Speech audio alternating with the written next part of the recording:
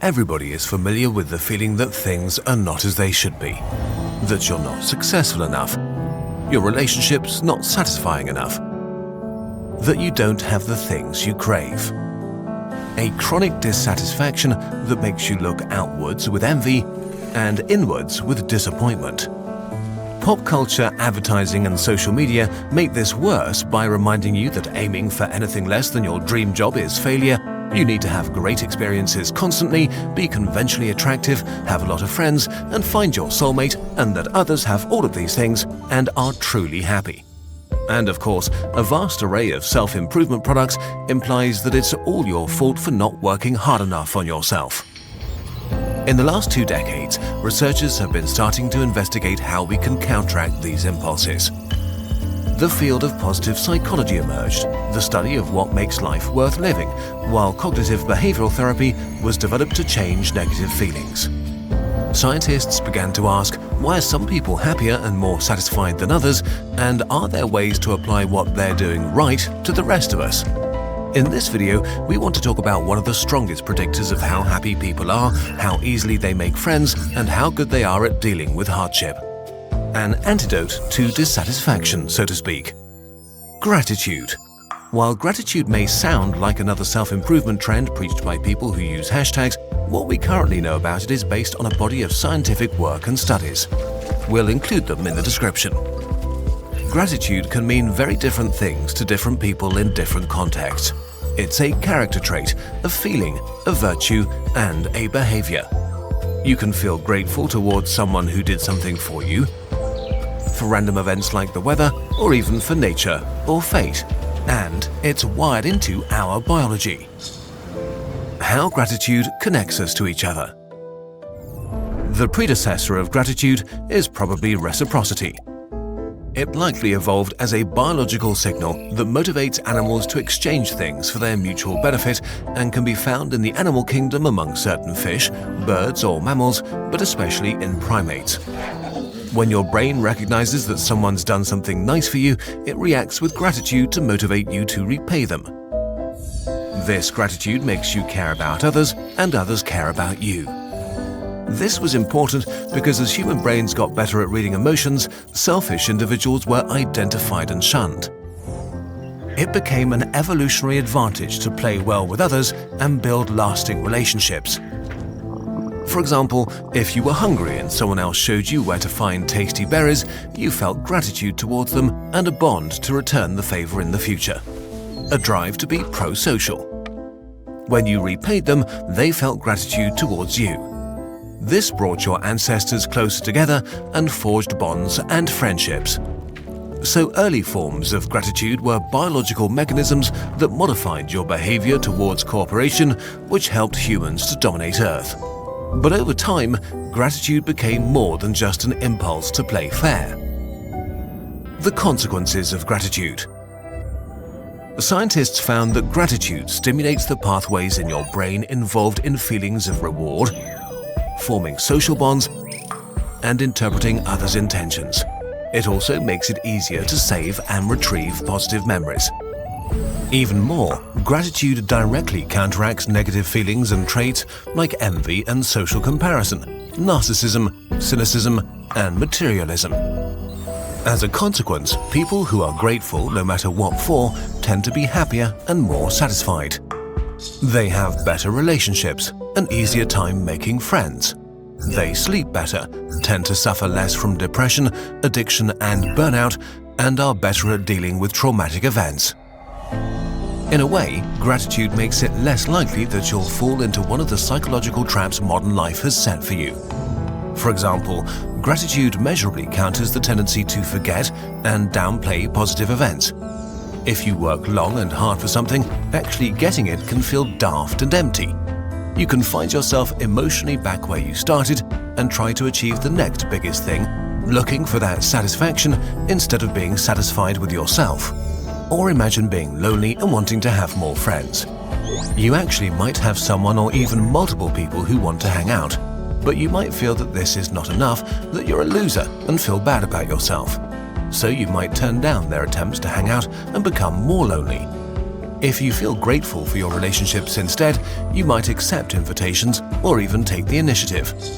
The more often you risk opening up, the higher the chance of solidifying relationships and meeting new people. In the best case, gratitude can trigger a feedback loop. Positive feelings lead to more pro-social behavior, which leads to more positive social experiences that cause more positive feelings. This is a common experience after serious hardship, like chemotherapy, for example. Life can feel amazing after a crisis is over. The smallest things can be bottomless sources of joy, from being able to taste to just sitting in the sun or chatting with a friend. Objectively, your life is the same or maybe even slightly worse than before, but your brain compares your present experiences with the times when life was bad and reacts with gratitude. So, in a nutshell, gratitude refocuses your attention towards the good things you have. And the consequences of this shift are better feelings and more positive experiences. While it is great to know these things, is there actually a way for you to feel more of it? How to make your brain more grateful. The ability to experience more or less gratitude is not equally distributed. You have what's known as trait gratitude that determines how much you are able to feel it. It depends on your genetics, personality, and culture. This discovery made scientists wonder if they could design exercises that change your trait gratitude and lead to more happiness. Let's start with important caveats. It's not yet entirely clear to what degree gratitude can be trained or how long the effects last. There are no magic pills for happiness. Life is complicated. On some days it feels like you're in control of yourself, and on others you feel like you're not. And this is okay. Also, sometimes pursuing happiness can make you more unhappy if you put too much pressure on yourself. Gratitude should also not be seen as a solution to depression or a substitute for professional help. It can only be a piece of the puzzle. It's not the solution to the puzzle itself. The easiest gratitude exercise, with the most solid research behind it, is gratitude journaling. It means sitting down for a few minutes, 1 to 3 times a week, and writing down 5 to 10 things you're grateful for. It might feel weird at first, so start simply. Can you feel grateful for a little thing, like how great coffee is or that someone was kind to you? Can you appreciate something someone else did for you? Can you reflect on which things or people you would miss if they were gone and be grateful that they're in your life? We're all different, so you'll know what works for you. And that's it really. It feels almost insulting, like things shouldn't be that simple. But in numerous studies, the participants reported more happiness and a higher general life satisfaction after doing this practice for a few weeks. And even more, studies have found changes in brain activity some months after they ended. Practicing gratitude may be a real way to reprogram yourself. This research shows that your emotions are not fixed. In the end, how you experience life is a representation of what you believe about it. If you attack your core beliefs about yourself and your life, you can change your thoughts and feelings, which automatically changes your behavior. It's pretty mind-blowing that something as simple as self-reflection can hack the pathways in our brain to fight dissatisfaction. And if this is no reason to be more optimistic, what is? Being a human is hard, but it doesn't need to be as hard. And if you actively look, you might find that your life is much better than you thought.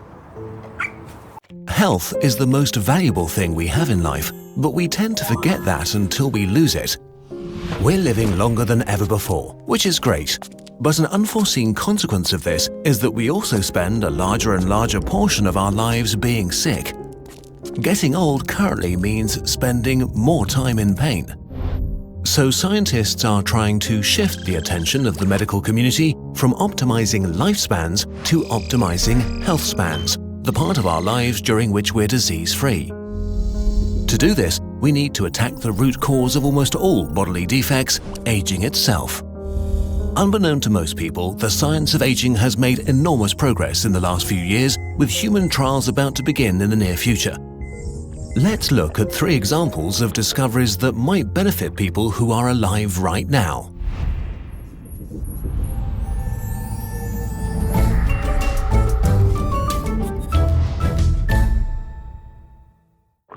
One, Senescent cells. Your cells have an expiration date. Each time one of your cells divides, it copies its chromosomes. Because of the way this works, they lose a tiny bit of DNA at the ends. This could be catastrophic, so to protect themselves, we have long segments of DNA called telomeres that sort of act like the stiff bits at the end of shoelaces. But they shrink with every cell division. In some cells, after a number of divisions, the telomeres are gone and the cell becomes a zombie, a senescent cell. Senescent cells stay around and don't die. The older you get, the more of them there are inside you. They harm tissue around them and are linked to many diseases that accompany old age, like diabetes and kidney failure. But what if you could kill them off? Scientists genetically engineered mice so that they could destroy their senescent cells as they pleased. Older mice without senescent cells were more active, their hearts and kidneys worked better, and they were less prone to cancer. Overall, they lived up to 30% longer and in better health than average mice. Since we can't genetically engineer all of the cells in the human body, we need to find another way to get rid of our senescent cells. But how do we kill them without harming healthy cells? Most cells in the body commit a programmed cell suicide when they're damaged, but senescent cells don't.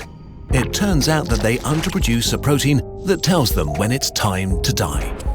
So, in a late 2016 study, mice were given an injection of this protein.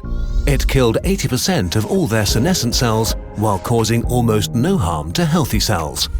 The treated mice became generally healthier and even regrew lost hair. As a result, there are a number of new companies looking at treatments involving senescent cells, and the first human trials will start soon. 2. NAD+. Cells are made from hundreds of millions of parts. They're the structures, machines, messages, and the catalysts that make reactions happen. All these parts constantly need to be destroyed, cleaned up, and rebuilt. As we age, this process becomes less effective, and so parts become crumpled, bunched up, or are removed slower. Or they are no longer produced in the quantities we need. One of these parts is NAD+, a coenzyme that tells our cells to look after themselves. At age 50, we only have about half as much in our bodies as we do at age 20. Low amounts of it are linked to a whole bunch of diseases, from skin cancer to Alzheimer's, cardiovascular disease, and multiple sclerosis. But NAD+ can't enter cells, so we can't get it as a pill. But scientists noticed that other, more flexible substances could enter cells and would then turn into NAD+ inside. In 2016, multiple trials on mice showed that they boosted the multiplication of skin, brain, and muscle stem cells. They were rejuvenated, had a higher ability to repair their DNA, and had a slightly increased lifespan. This even got NASA interested, which is looking for a way to minimize the DNA damage astronauts would be exposed to from cosmic radiation on Mars missions. There are human trials being planned right now, but it's too soon to say if this will boost our health span or even lifespan. But NAD+ is a serious candidate and could become the first human anti-aging pill. 3. Stem cells. Stem cells are like cell blueprints that sit at various places in the body and copy themselves to produce a steady flow of fresh young cells. But they decline as we age, and so we decline too. Without new parts, human bodies break. In mice, scientists observed that as the stem cells in their brains disappeared, they started to develop diseases. So they took stem cells from baby mice brains and injected them directly into the brains of middle-aged mice. More specifically, the hypothalamus, a part that's involved in regulating a lot of bodily functions. The fresh stem cells reinvigorated older brain cells by secreting microRNAs that regulated their metabolism. After 4 months, brain and muscles worked better than those of untreated mice, and on average, they lived 10% longer. Another study took stem cells from mice embryos and injected them directly into the hearts of older mice. As a consequence, they had improved heart function, could exercise 20% longer, and weirdly enough, their hair regrew faster.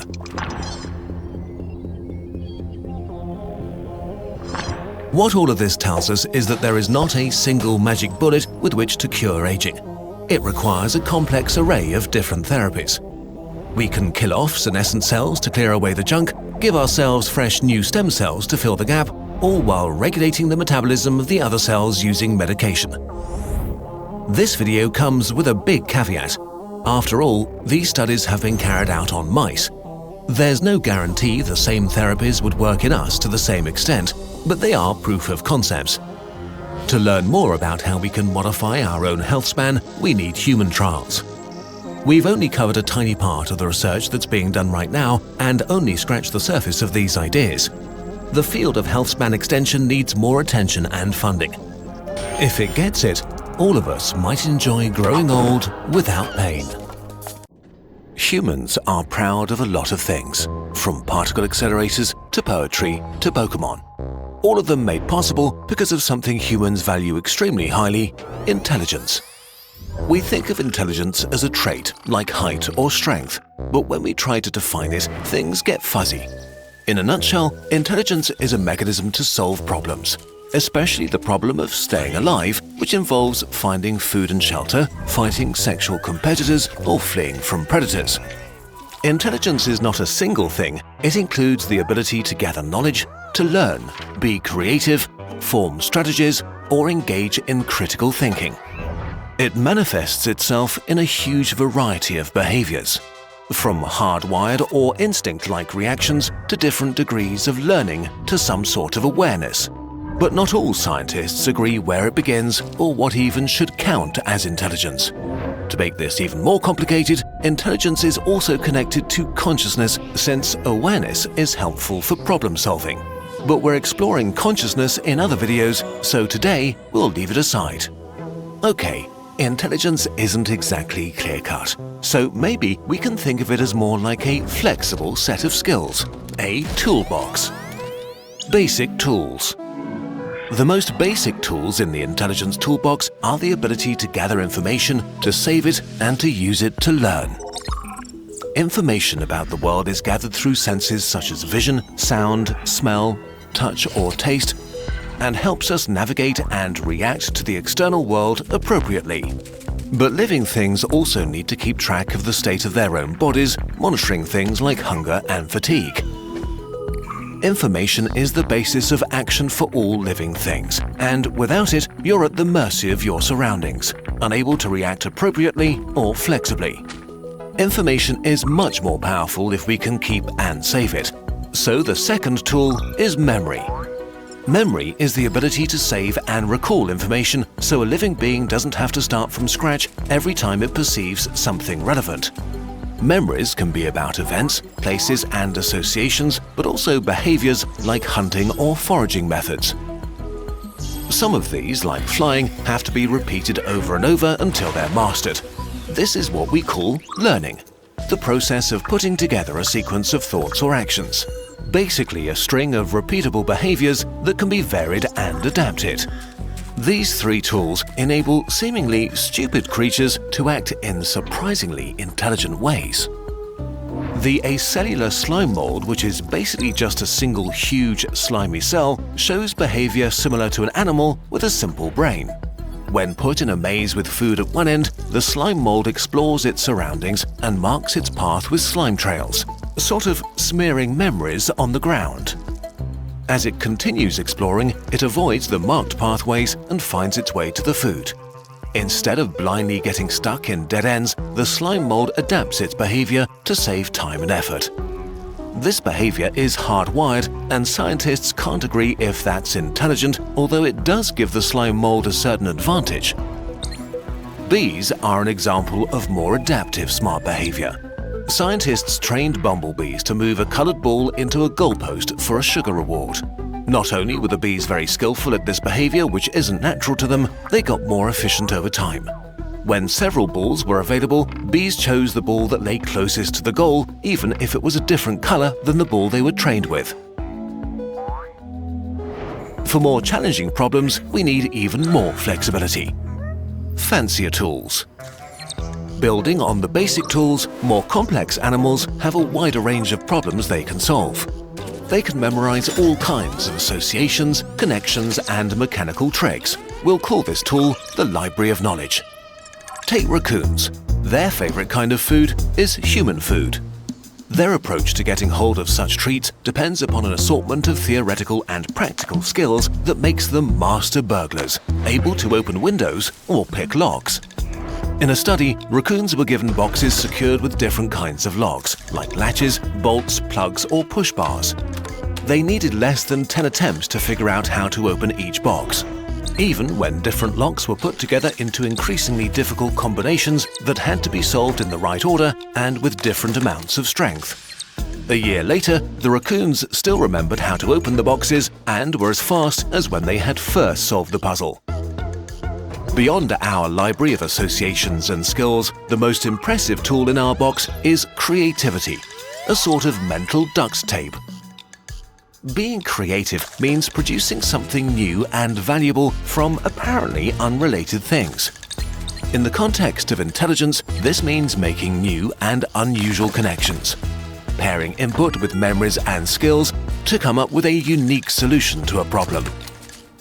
In another raccoon study, researchers showed the animals that by dropping pebbles into a water tank, they could raise the water level enough to reach a marshmallow floating at the top.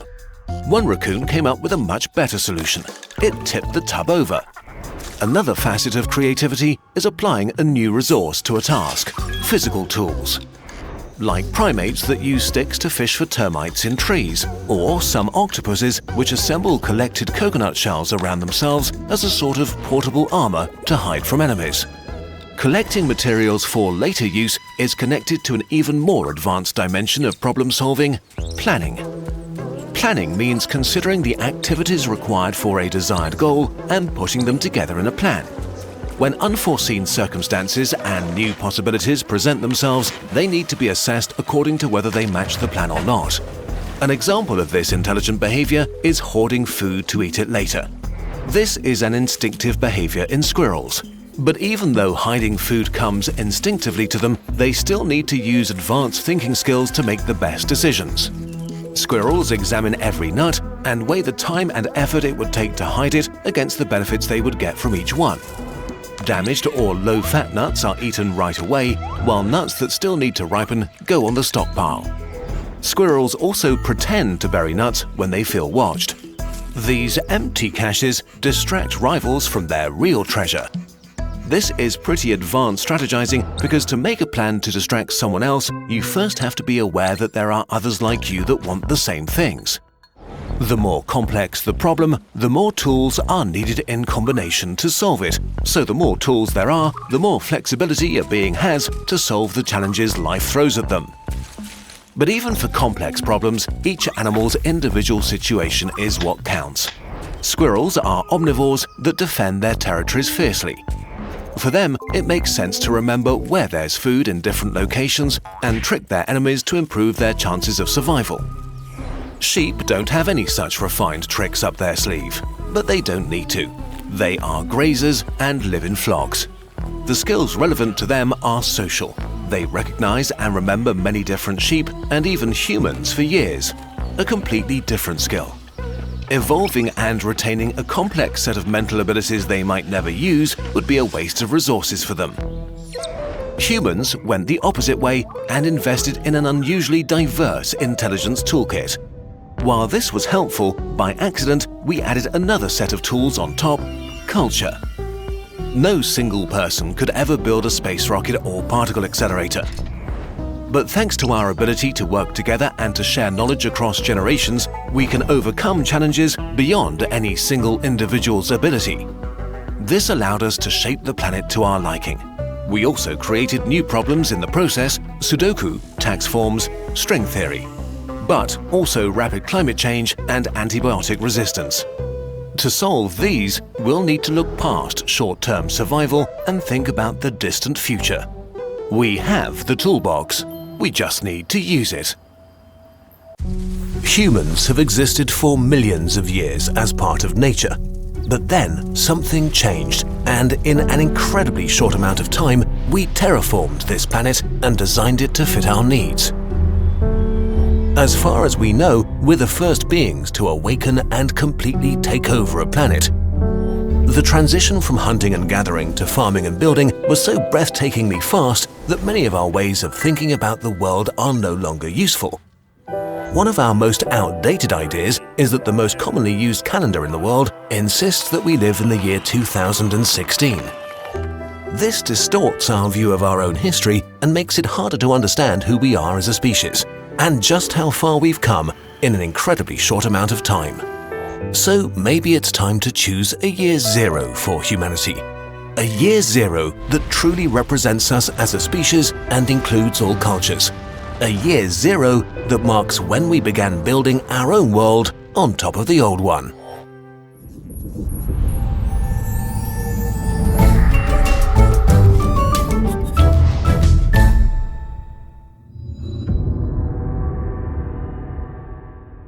"12,000 years ago, hundreds of humans came together in the hills of southern Anatolia. They were hunters and gatherers without knowledge of agriculture or metalworking. All they had were tools made of stone and wood. But they built humanity's first big construction project, 7,000 years before the pyramids were built in Egypt. Spread over 300 meters, our ancestors erected circles of massive stone pillars, each of them up to 6 meters high and 40 tons in weight, decorated with artful pictograms and stone carvings of animals and mythical creatures. We have no idea how they were able to do this. It was probably a project of epic scale for the Stone Age, requiring a level of organization we didn't know early humans were capable of until we found this site. So, why did they build it? The most popular theory is that this was the first temple of humanity, dedicated to long-forgotten gods. We only know that this construction project, the first of its kind, marks the beginning of a new era. It's in this area, around that time, that humans truly began to build their own world, which would make it a fitting milestone in our history for the start of our calendar. This moment in time is so distinct that scientist Cesare Emiliani proposed that humanity should switch to what he called the Holocene calendar by adding 10,000 years to our current Gregorian calendar. We don't need to change our well-established days and months, and religious calendars could stay the same as well. But for all official purposes, our current year would be the year 12,016 of the human era. This would drastically alter how we think about history and how it feels. Let's take a very brief look and move through our new history from our new year zero. 12,000 years ago saw the beginning of the first construction project, kicking off our history. It would be in use for about 2,000 years. It took nearly a millennium until Jericho, probably the first city on Earth, was founded in the year 1000 after the start of the human era. Progress was still very, very slow at this point. Over the next 1,000 years, more and more permanent settlements appeared around the world, and more plants and animals were domesticated as agriculture spread. Evidence for trade over thousands of kilometers has been found from this period. Around 5 million humans were alive at this point in history, fewer than live in London today. Technology advanced constantly at a slow pace. Pottery became widespread.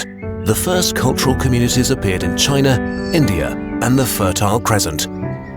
Around the year 4000, 8,000 years ago from today, humans started to use metal for the first time, learning to mix tin and copper and kickstarting what we know as the Bronze Age around the year 5000.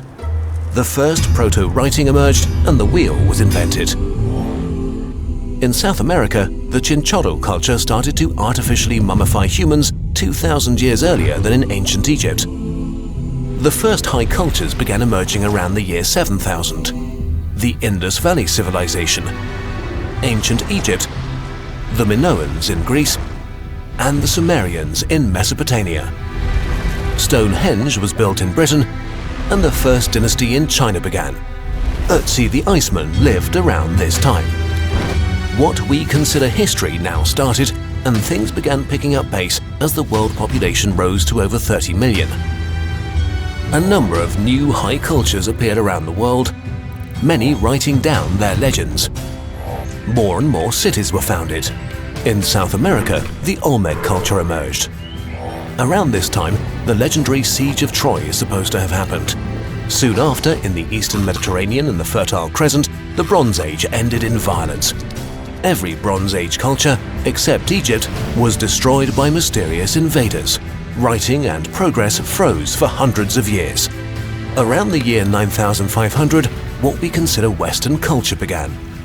The Greek city-states beat off the Persian invasion and triggered their golden era, ended by Alexander the Great around 9700. 100 years later, Rome destroyed Carthage and became a dominant force in the world.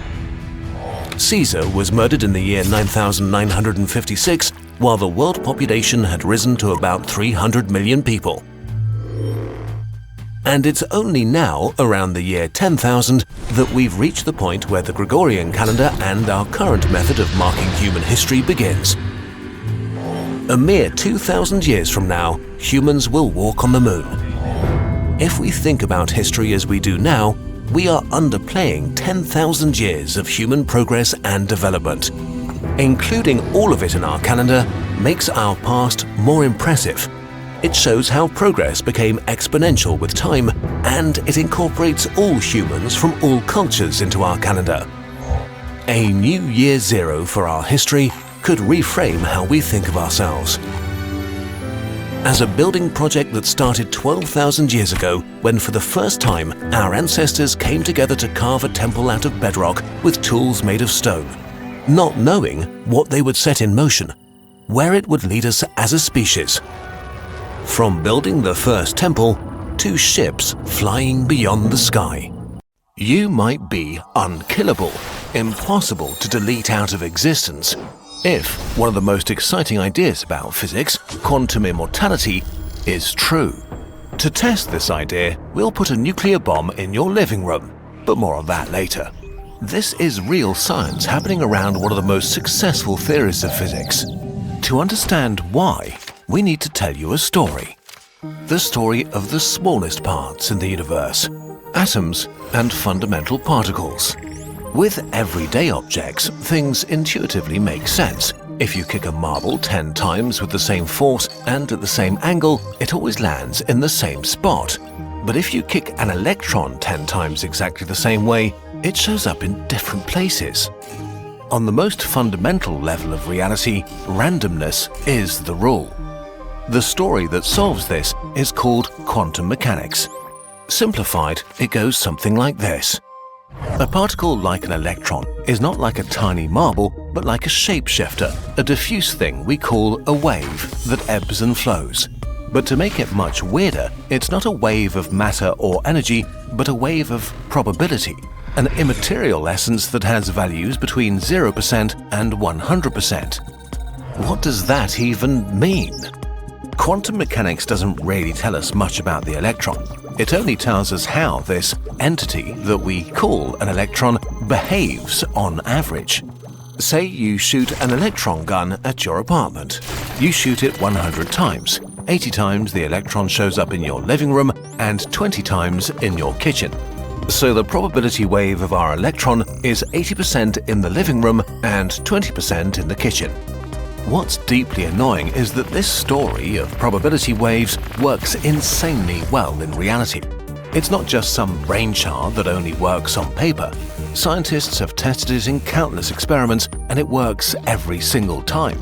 It explains how a lot of real things work, from information passing through microchips to the atoms fusing in the center of stars. And yet, how can this story make sense? All of our other scientific stories give us a mental picture of the things they're describing. A sphere of iron at the center of Earth, an elastic fabric of space. But a wave of probability, what's that even supposed to look like?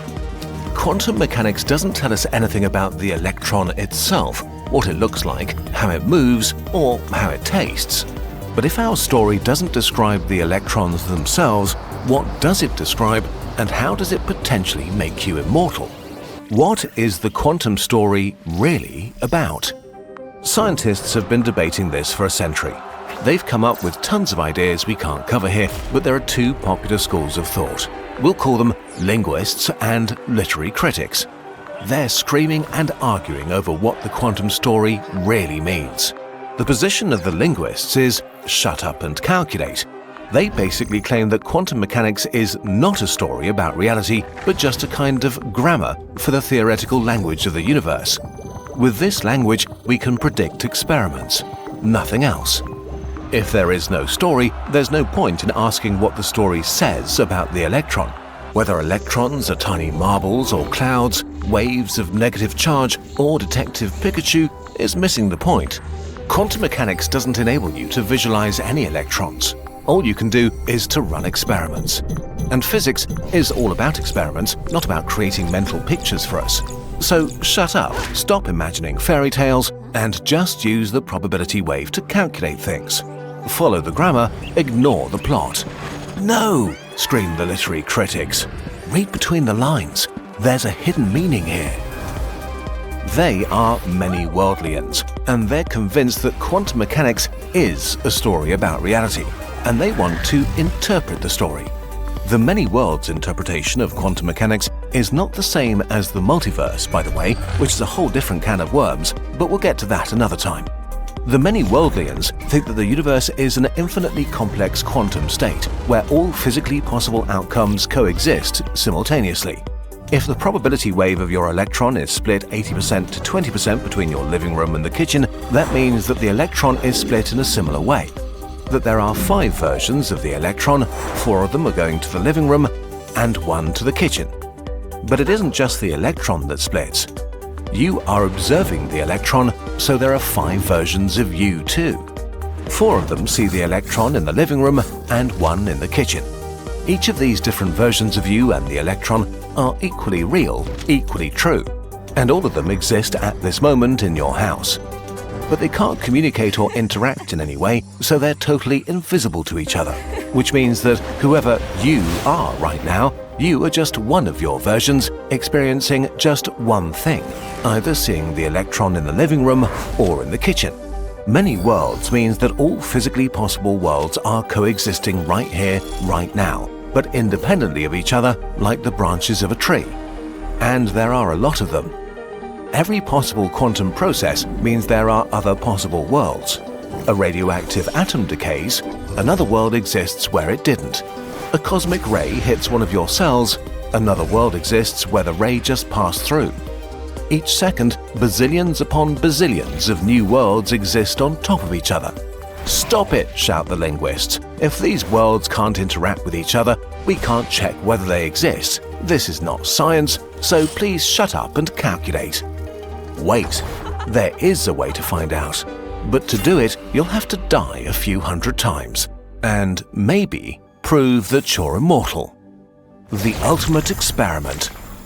All we need are 2 electron detectors connected to a nuclear bomb in your living room. If the detector in your living room is activated, the nuke explodes. If the one in the kitchen is activated, you're safe. Now sit on the nuke and have your brave assistant shoot the electron gun. There are 2 ways this can go. There's a 20% chance the electron lands in the kitchen and you survive, and an 80% chance you die. Okay, let's shoot. Beep. Oh, lucky you. The electron landed in the kitchen. Let's try once more. Beep. And once again. Beep. And another 100 times. Beep, beep, beep, beep, beep, beep, beep. If there is only one universe, you'll die fairly soon. Sooner rather than later, the electron will trigger the nuke and you'll be instantly vaporized. But if the many worlds interpretation is true, then every time your assistant shoots the gun, there are 5 versions of you and 4 instantly die. Only one of your versions is alive, and there's only one thing you can experience: your survival. It doesn't matter how many times you try. From your perspective, you'll survive every time. At first, it will seem like luck, but at some point, your luck will become near impossible. In a universe with just one reality, your odds of surviving 100 times in a row are about 1 in 10 duovigintillion, a 1 followed by 70 zeros. So, if you did the experiment 100 times and you're still here, the universe just whispered its deepest secret to you. Yes, you killed hundreds of versions of yourself, but you now know for sure that the many worlds are true, because you are still here experiencing things, and that you're kind of immortal. Okay, well, all that might be a bit overwhelming. Let's break it down again. The cosmic secret. If every possible quantum process always happens in some branch, then this doesn't only mean that there are almost, but not quite, infinite versions of you, but there's always a you that gets insanely lucky. A tumor starts, but a cosmic ray kills it before it spreads. A bolt of lightning strikes at you, but a quantum fluke makes it miss by a meter. A washing machine falls from a roof, but all its atoms quantum tunnel through your body. No matter how extremely high the likelihood is that you'll die, there may always be a branch in which you survive. So, should you start wingsuit flying today? Well, not so fast. For every version of you that survives, bazillions don't. And all those versions of you are just as real as you are right now watching this video. So if you care about the current version of yourself, you should care just as much about all the versions still waiting to be and their loved ones. In other words, if you see a washing machine falling, better move away and save as many of your versions as you can. The more universes exist with you in them, the better. Your existence makes the universe richer. And there's another good reason to move. While the many worlds interpretation of quantum mechanics feels beautiful and elegant, that doesn't make it true. We don't know if it's true, and so far no literary critic sat on a nuke to risk being wrong. If the shut up and calculate people are right, there is just one world, just one version of you. And if the washing machine hits you, you are done for. But wouldn't this be nice to know? If the many worlds idea is true, then no matter how unlucky you get, you will always know that somewhere you are lucky. An ant is pretty stupid. It doesn't have much of a brain, no will, no plan. And yet, many ants together are smart. An ant colony can construct complex structures. Some colonies keep farms of fungi, others take care of cattle. They can wage war or defend themselves. How is this possible? How can a bunch of stupid things do smart things together? This phenomenon is called emergence, and it's one of the most fascinating and mysterious features of our universe. In a nutshell, it describes small things forming bigger things that have different properties than the sum of their parts. Emergence is complexity arising from simplicity, and emergence is everywhere. Water has vastly different properties to the molecules that make it up, like the concept of wetness. Take wet fabric. If you zoom in far enough, there is no wetness, there are just molecules sitting in the spaces between the atoms of the cloth. Wetness is an emerging property of water, something new only created by a lot of individual interactions between water molecules. And this is sort of it. Many things interact under a certain set of rules, creating something above and beyond themselves. It turns out that more is different. This different property is itself a new thing, and that new thing can couple with other new things to repeat the process. You can imagine this as layers stacked upon each other, every layer made from more complex parts. Atoms form molecules, molecules form proteins, proteins make up cells, cells make up organs, organs form individuals, individuals form societies. But how can something be more than the sum of its parts? How do ants form the sort of cloudy entity that is a colony?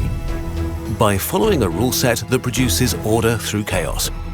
For example, let's look at how an ant colony distributes jobs. Let's assume that a colony should have 25% workers, 25% caretakers, 25% soldiers, and 25% gatherers. Ants communicate their current job via chemicals. For example, a worker ant constantly secretes chemicals that say, "I'm a worker." When ants meet other ants, they smell each other to gather information, telling each other their job and what they're doing. Both keep track of who they met in the past. Now, imagine an anteater kills most of the gatherers. If this isn't fixed quickly, the colony will starve. Many worker ants need to switch jobs, but how do you tell this to thousands of them? Simple, you don't. Our worker ant will still meet and smell other ants, but it will encounter almost no gatherers at all. It counts too few gatherers until it reaches a critical point, and then it changes its job. The worker becomes a gatherer. Other ants will do the same until after a while there are enough gatherers again. The balance is restored all by itself. The actions and interactions of an individual are random. You can't plan which ant will encounter which other ant, but the simple set of rules is so elegant that a colony's many operations emerge as a consequence. On an even more fundamental level, hundreds of millions of complicated molecules interact to maintain a robust and amazing structure. A being with vastly different properties than the sum of its dead parts emerges. The smallest unit of life, a cell. We still don't have a clear definition of what living things are, we just know they emerge from things that are not alive. Cells combine and cooperate, they specialize and respond to one another, and over time, we develop into complex organisms with remarkable capacities. Your arms and legs and heart are an incredibly complex and complicated system made of trillions of individual stupid things, and yet we breathe, digest, and watch YouTube videos. How do your cells know what to do? Think of the pacemaker cells in your heart. Billions of them need to send out an impulse just at the right moment to collectively create a heartbeat. Our cells exchange chemical information with their neighbor cells to see what they're up to and then decide what to do. If it's among a lot of cells that are working on the same task, it will start working on that task as well and sync up with them. There is no mastermind giving commands, just single units communicating with their neighbors and acting according to the feedback they get. What about our most important part? What is the thing that asks these kinds of questions? Is our consciousness then an emergent property of the cells in our brain? This question is too big and important. It deserves a video of its own. Some things that emerge are hard to define.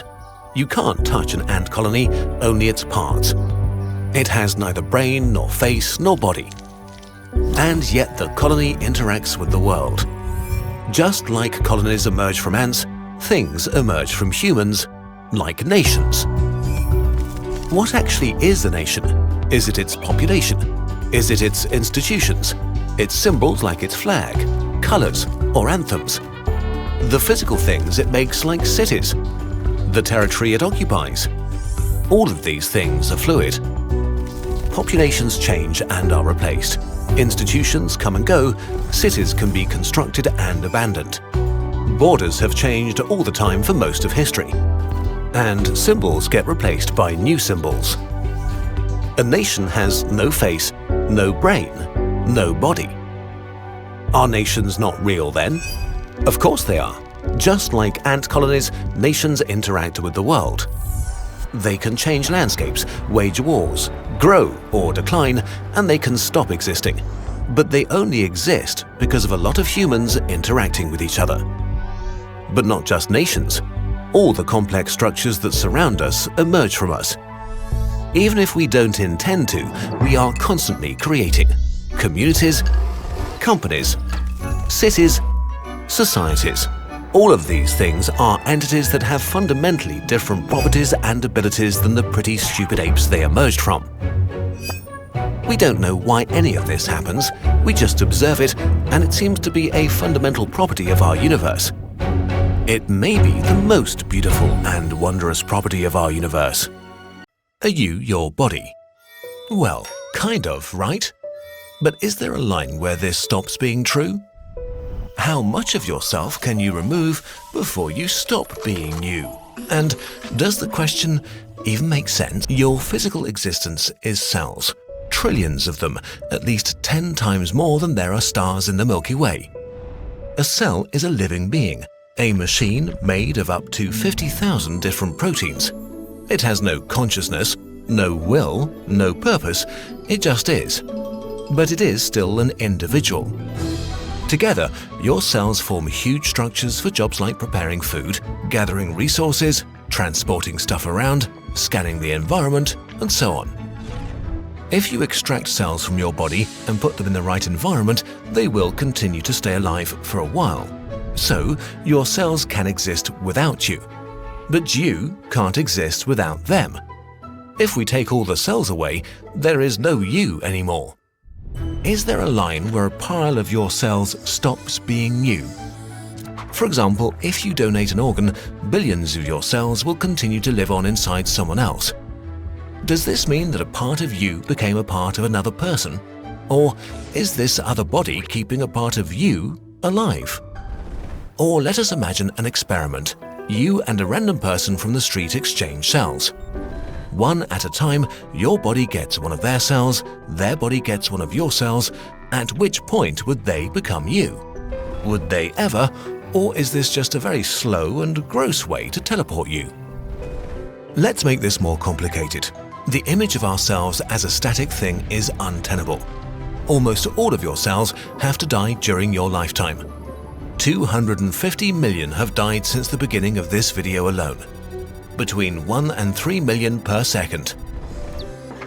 In a 7-year period, most of your cells are replaced at least once. Every time your cell setup changes, you are slightly different than before, so a part of you is dying constantly. If you are lucky enough to become old, you will have cycled through roughly 1 billion cells. So what you consider yourself is really just a snapshot. But sometimes cells are broken and don't want to die, questioning the very nature of the unity of our bodies. We call them cancer. They cancel the biological social contract and become basically immortal. Cancer is not an outside invader, it's a part of you that puts its own survival over yours. But you could also argue that a cancer cell becomes another entity inside us, another being that just wants to thrive and survive. Can we blame it for that? A chilling cell story is that of Henrietta Lacks, a young cancer patient who died in 1951. Usually, cells only survived for a few days in the lab, making research very hard. Henrietta's cancer cells were immortal. Over the decades, they were multiplied over and over again and used for countless research projects, saving countless lives. Henrietta's cells are still alive and overall have been grown to at least 20 tons of biomass. So there are living parts around the world from someone who has been considered dead for decades. How much of Henrietta is in these cells? What makes one of your cells you anyway? Maybe the information contained in it, your DNA. Until recently, it was believed that all the cells in your body had basically the same genetic code. But it turns out this is wrong. Your genome is mobile, changing over time through mutations and environmental influences. This is especially the case in your brain. According to recent discoveries, a single neuron in an adult brain has more than 1,000 mutations in its genetic code that are not present in the cells surrounding it. But how much you is your DNA really? About 8% of the human genome is made up of viruses that once infected our ancestors and merged with us. Mitochondria, power plants of the cell, once were bacteria that merged with the ancestors of your cells. They still have their own DNA.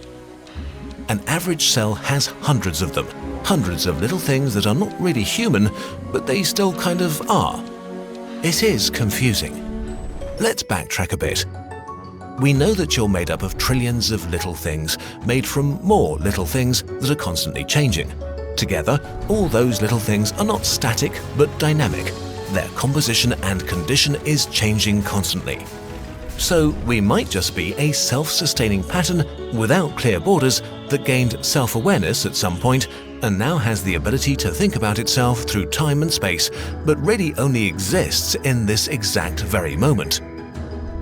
Where did this pattern start? With your conception? When the first human arose? When life first began conquering our small planet? Or when the elements that make up your body were forged in a star? Our human brains evolved to deal with absolutes. The fuzzy borders that make up reality are hard to grasp.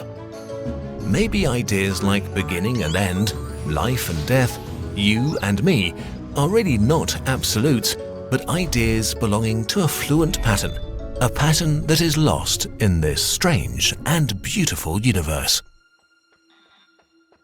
The problem of who we are isn't just a question of our cells, but it's also a question of our minds.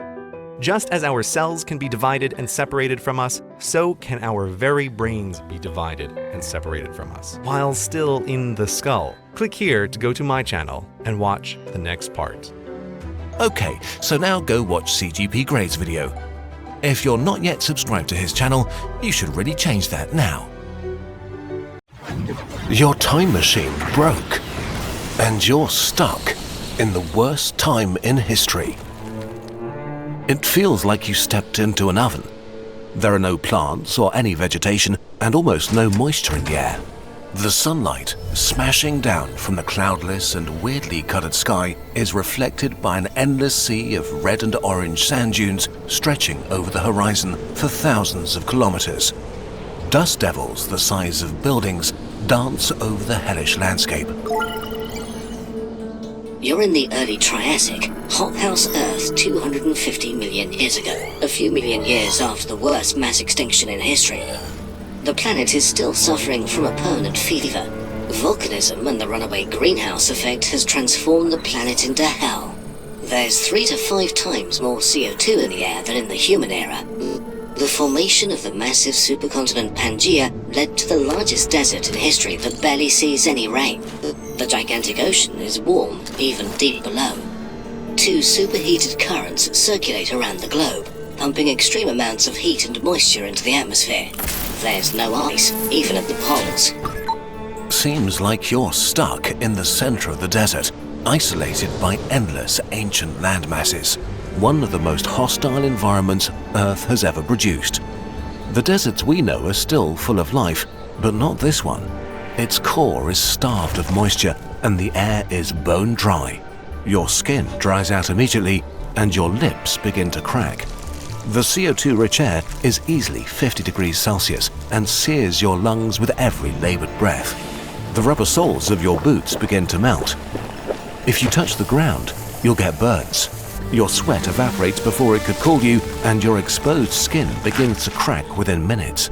Suddenly, it becomes even hotter as a red sandstorm envelops the landscape. Like thousands of tiny sparks, burning hot sand hits your skin. You're pressing your machine's buttons at random. It can't do time travel, but it can still move. You shoot over some of the mightiest mountains Earth has ever seen. Eventually, you stop at the shores of the Tethys Sea. The vast shallow ocean looks more like a swamp among scattered groups of waist-high ferns and spindly stems with tufted foliage. A few Lystrosaurus feeding on them eye you curiously. The water is murky and looks sickly and milky. Colourful mats of bacteria float on the surface like oil slicks. The air is hot and humid like a steam room. It's hard to breathe, and your sweat can't evaporate and cool you. Even the water can't give you any relief. It's as hot as a freshly run bathtub. This hot ocean can't hold much oxygen, especially in deeper layers. Bacteria and bivalves are the only species that thrive here. The waves move almost sluggishly through this thick bacterial soup. When they break, they leave behind a glistening iridescent film. Each wave that hits the shore releases a mist that makes your eyes and throat burn, carrying the rotten egg stench of hydrogen sulfide up from the oxygen-starved depths. Barely conscious from the heat and smell and CO2, you look at the horizon. A storm is building unlike any you've ever seen. The hot ocean feeds it endless energy, and with no continents to slow it down, it will dwarf the fiercest hurricanes of your time. You're doomed. Your broken time machine jolts and screeches. Something's happening.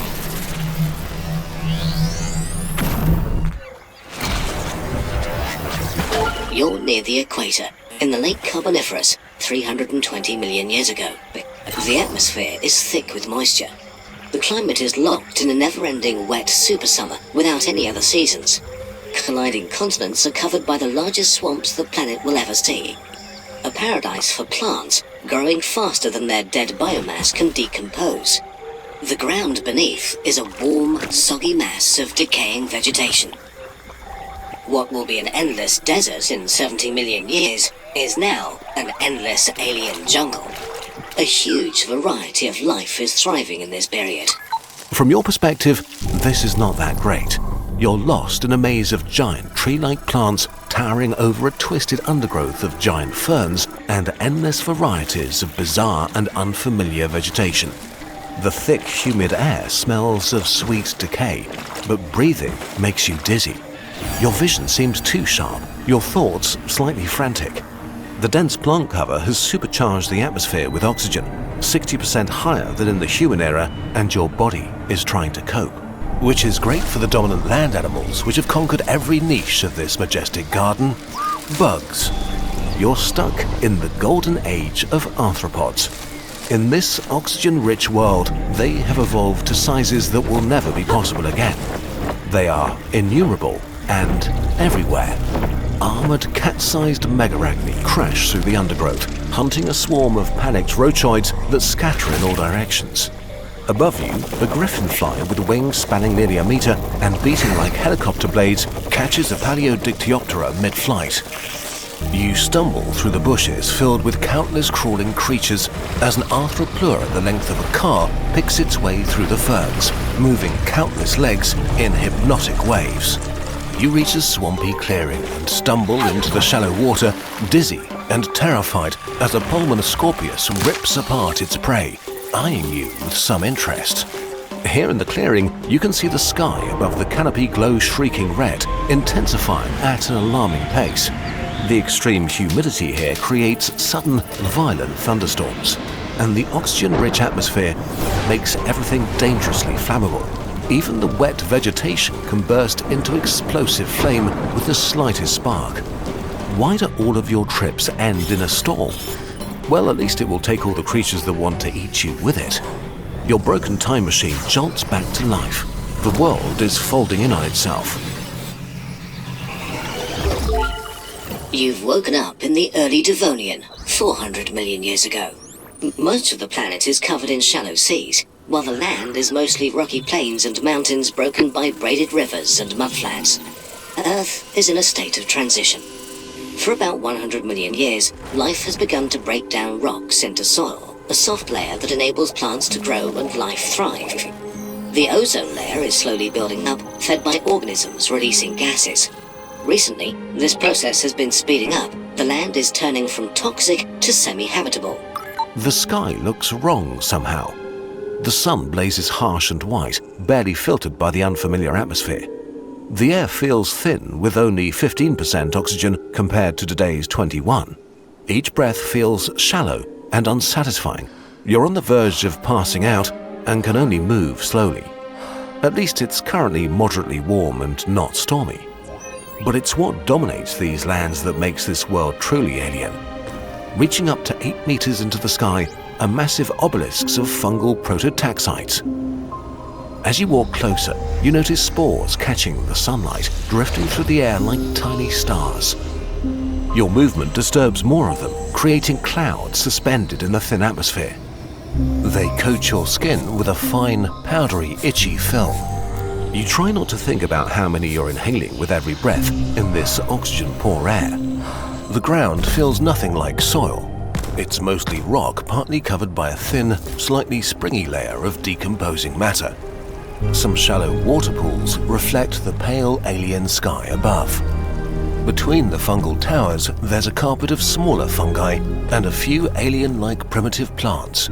No flowers, no leaves, just strange green stalks and fern-like structures that reach your ankles.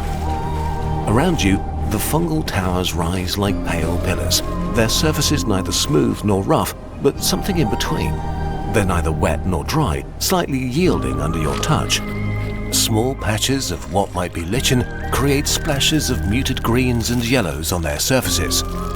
The only animals you can spot are a few insects burrowing into the large mushrooms. Everything is eerily quiet. You sit down on a rock. Is this it? As the night approaches, the pale sky shifts into sickly purples and greys, bleeding into the darkness. No animal sounds announce the coming night, just the solemn whisper of the prototaxites creaking in the wind. Through the thin atmosphere, the stars and the Milky Way illuminate the scenery with unsettling clarity. The fungal towers loom as pale shapes against the starlit sky, their silhouettes seeming even more wrong in the darkness. You are utterly alone, a time traveler lost in an alien world. your time machine sputters.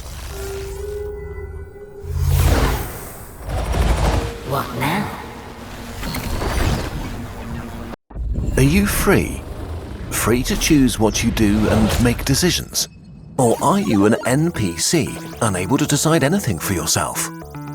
You feel that you have control over your life, or at least what you'll have for breakfast.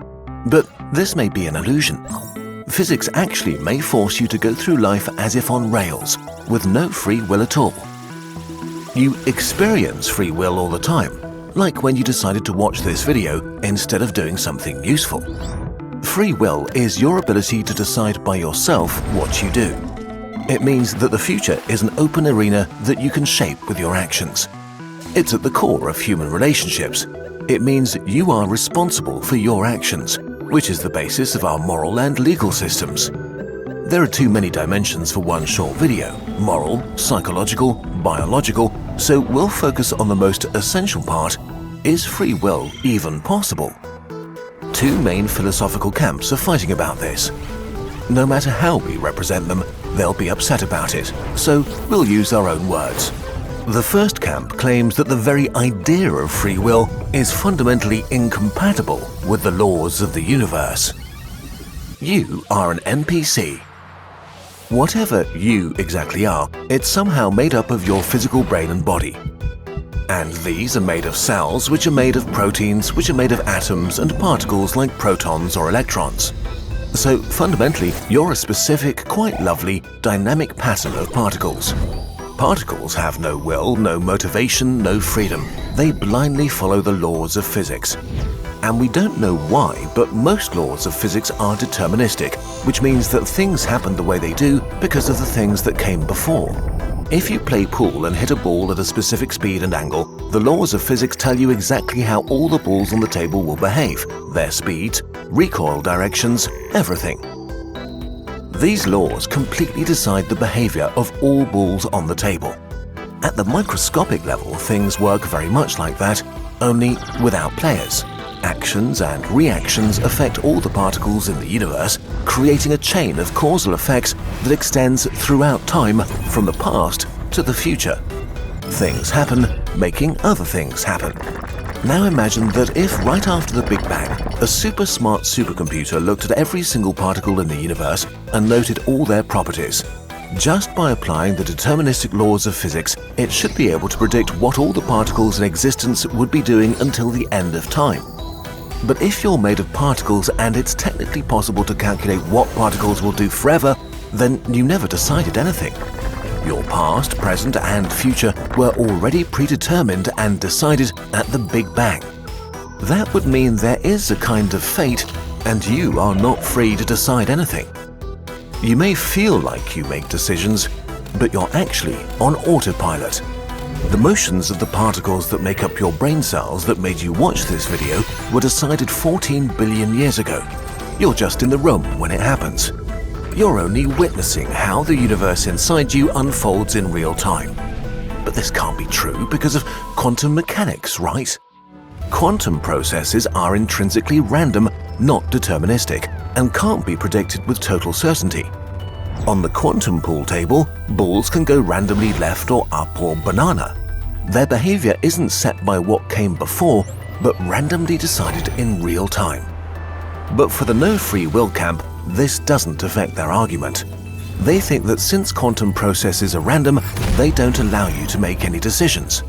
Because if there's randomness for the things that fundamentally make up your brain and body, these random processes make the decisions for you. How?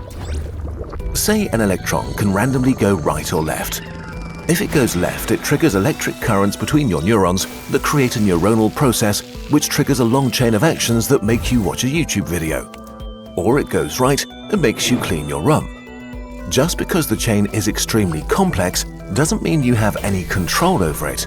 So maybe your fate was not decided at the Big Bang, but it is decided at this very moment. The important part is that it's not decided by you. You get no say in this. You have no free will. Wow, this is kind of a bummer because the argument fundamentally seems to make sense. Except, no, screams the free will side. This is a really bad way to think about the universe. You are the main character. We know that we can reduce everything that exists to its basic particles and the laws that guide them. While this makes physics feel like the only scientific discipline that actually matters, there's a problem. You can't explain everything in our universe only in terms of particles. One key fact about reality that we can't explain by looking just at electrons and quantum stuff is emergence. Emergence is when many small things together create new fundamental traits that didn't exist before. A drop of water is just a sextillion H2O molecules. If you get water on your pants, they get wet. But what is wetness? H2O molecules are not wet, but your pants are definitely wet now. Many small things together just created something new that doesn't exist at the level of the individual molecules. Emergence occurs at all levels of reality, and reality seems to be organized in layers: atoms, molecules, cells, tissues, organs, you, society. Put many things in one layer together and they'll create the next layer up. Every time they do, entirely new properties emerge. One atom can't handle information, but many of them together can form a DNA molecule. Molecules are not alive, but many of them can form a cell, and cells are alive. With each jump up the complexity ladder, the rules of what's possible change. Completely new things emerge that are much more than the sum of their parts. And here, the reductionist view of the universe breaks down. The layers of reality need each other to make sense. You can explain living things with cells, cells with molecules, and molecules with atoms. But because of emergence, you can't start with quantum particles and reconstruct the universe. You can't explain galaxies with quantum mechanics or human psychology with quarks. This is not the whole story. Reality is not just structured in layers, but for some reason, the layers are also largely independent of each other. Things existing within the same layer can influence each other and maybe a layer up or down. But often they don't seem to influence things much higher up or down. To figure out how your organs work, you don't need quarks. To understand politics, you don't need to know about cells. If you want to explain things happening on one layer, you can only do that by staying close to that layer. No, screams the no free will camp in frustration. You can't just use magic to explain free will. But the emergence argument doesn't invoke magic. It just says that thinking about free will in terms of determinism and fundamental laws is a dead end. A kind of category error, like trying to explain galaxies by looking at your digestive tract. It's part of a reductionist school of thinking about the universe that very successfully shaped science for a long time, but that's challenged by emergence. So maybe trying to understand free will by looking at fundamental particles, deterministic laws, and quantum mechanics misses the point. The question we should be asking is, which layer of reality is relevant to free will? Well, just like no individual molecule creates wetness, not a single cell in your brain wants to watch YouTube. But one layer up, your brain, made of 80 billion interconnected neurons, does. On this layer, all the things relevant to you emerge: your consciousness, character, feelings, your fears and dreams. This is where you emerge. We don't know why and how, but we know that you're here right now. How all the things going on in your brain play off each other to make you who you are is a whole different can of worms. But on this layer of reality, you are part of the decision process. Because at this level, you are just one more physical cause of whatever happens in your brain. You are shaped by your decisions, and your decisions are shaped by you. You have a say about this layer of reality. You are not just witnessing how the universe inside you unfolds, you're actually taking part in it. And you're free to do so however you see fit. At least this is how some on the free will side see it. Conclusion and opinion. So, who's right? Is there free will? We don't know.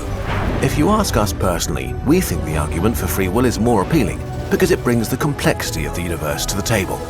Maybe existence is just the sum of its parts, but at least for now, it seems the universe is not that simple. But even if we don't have free will, it's not clear what that changes for practical purposes. You and us, we humans, on a purely subjective basis, feel like we have free will, and that your decisions are yours to make. As long as we're not sure either way, and if it feels like you're making decisions, what does it matter if a non-existent supercomputer could have calculated the future at the Big Bang? Or if quantum stuff all the way down randomly nudges your cells one way or the other? Free will that feels free is good enough for us. In any case, now you can decide what to do next. Maybe get some stuff done, or watch more of our videos. It's your decision, probably. The modern human is at least 200,000 years old, 10,000 generations of knowledge and memories. Ancient Egypt seems pretty recent in this view. The last millennium just a tiny speck, and your whole life is basically invisible in comparison. So here's an experiment. Every second, 2 generations or 50 years will pass. You're on a musical train ride looking out the window as you watch our ancestors hunt large animals, tell stories around campfires, and slowly spread around the globe. Experience all of human history in 1 hour. You can have this in the background, study with it, or just enjoy the ride. From time to time, I'll say a few words. But before we start, something very important to us. Cuts to foreign aid this year have raised real concerns about people's well-being in some of the world's poorest communities. It can be hard to know what's actually happening or how to help. GiveWell doesn't claim to have all the answers, but its team of independent non-profit researchers are analyzing the impact of foreign aid funding cuts in real time, identifying highly cost-effective ways to save and improve lives, and sharing what they're learning for free so that everyone can have a big impact. Thanks to GiveWell for making videos like this possible. The Earth is in the middle of one of its many ice ages. Glacial sheets are rampant and deserts expand. But sheltered from all this is East Africa, which remains temperate and comfortable. It's not clear when our species arrived. The earliest skeletal remains suggest the first Homo sapiens stepped foot into the world at least 200,000 years ago, perhaps even 300,000 years ago. All humans descend directly through their mothers from a woman who lived at this time, based on DNA in our cells' mitochondria.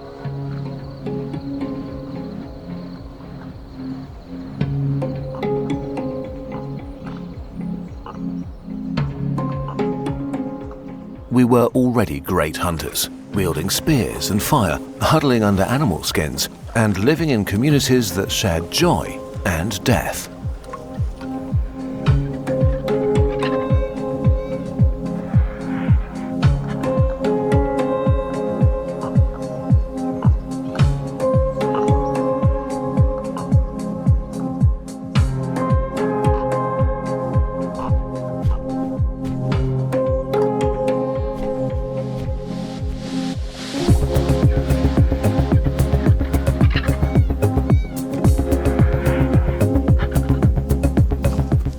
Without maps or shoes, we regularly traveled long distances and even carried obsidian hundreds of kilometers to turn into cutting tools.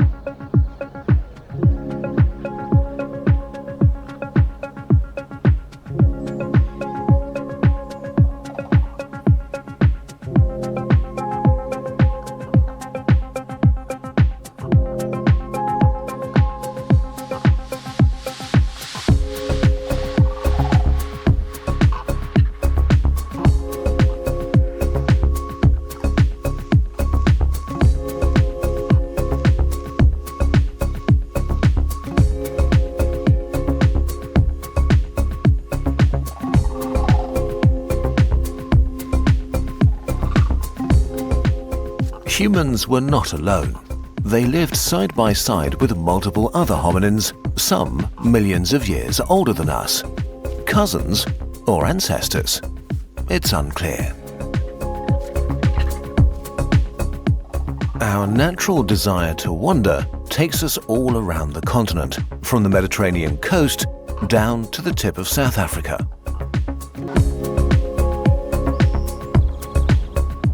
One major obstacle slowed down our progression: the deserts. With no water to drink, nor animals to hunt, we didn't know how to cross these difficult regions.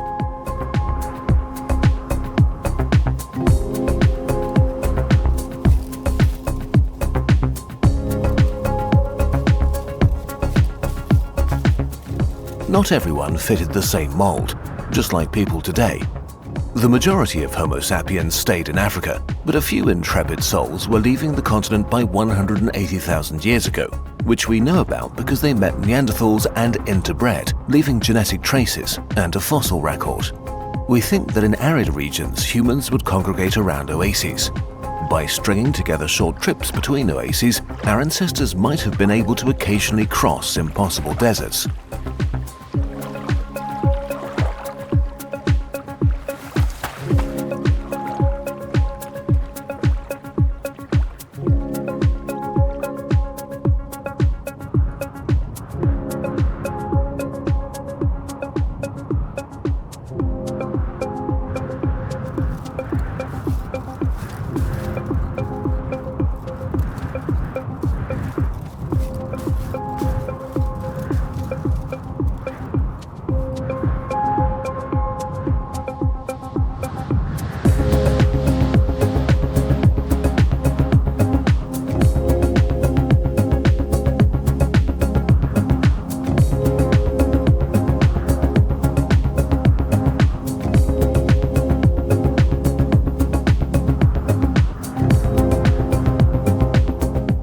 Hair lice are delicate parasites that evolved specifically to live under the protection of our hair. So when they split off into body lice, we get the earliest evidence that we started to wear clothes on our bodies.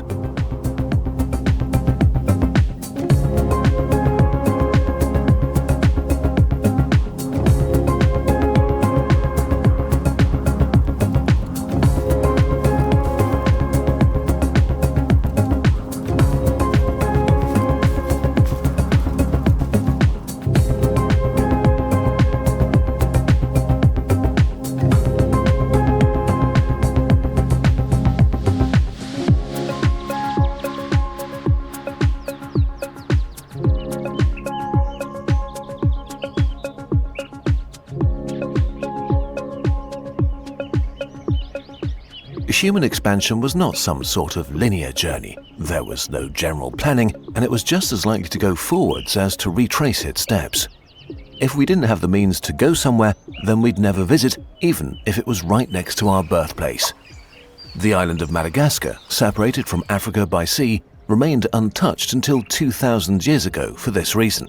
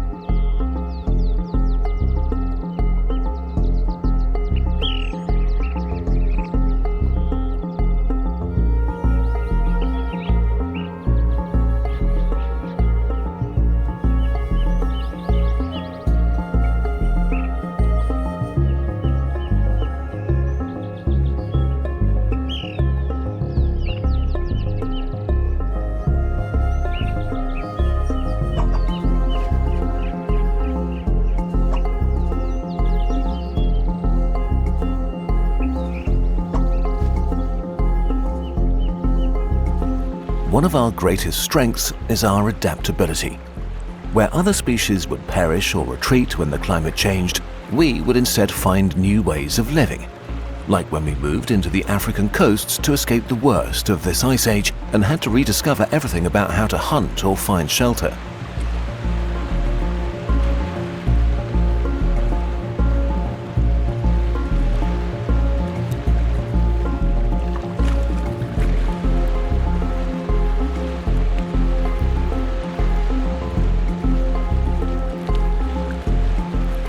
It's hard to see technological progress this far back. Hardening pointy sticks in a fire seems so simple, yet it was huge progress for this time.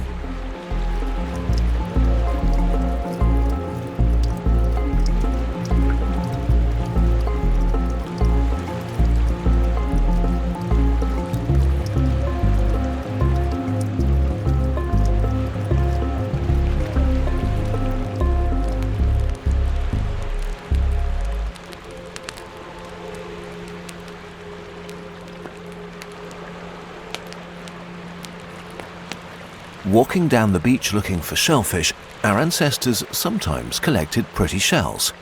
We know they had an eye for beauty, just like us.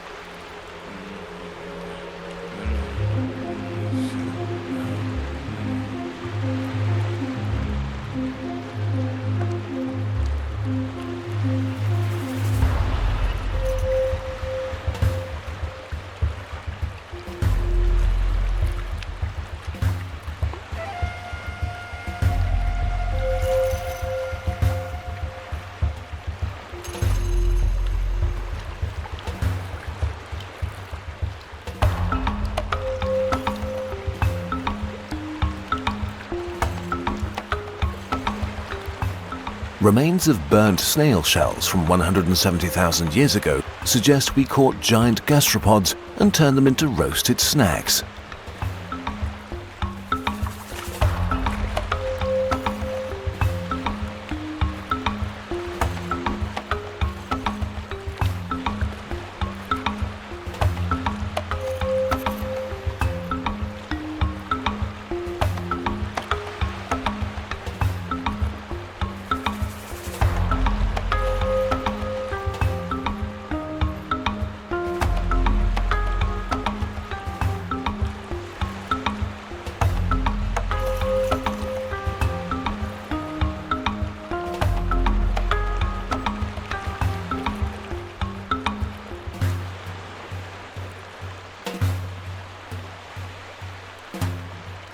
One ancestor's trash is a paleoarchaeologist's treasure. 164,000-year-old leftovers containing shellfish reveal that humans learned to exploit marine resources back then.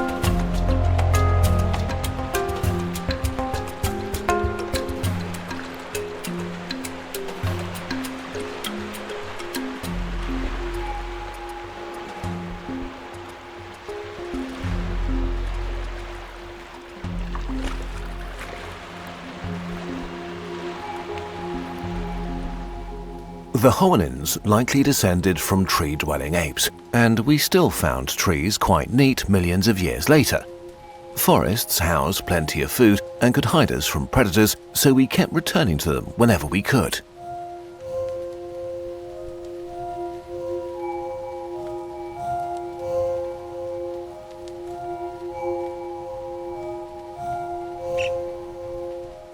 Despite all of our tricks, sharp sticks and hiding spots, our species remained a target for fearsome predators. Bears, hyenas and lions, larger than anything we see today, challenged our status as top hunters.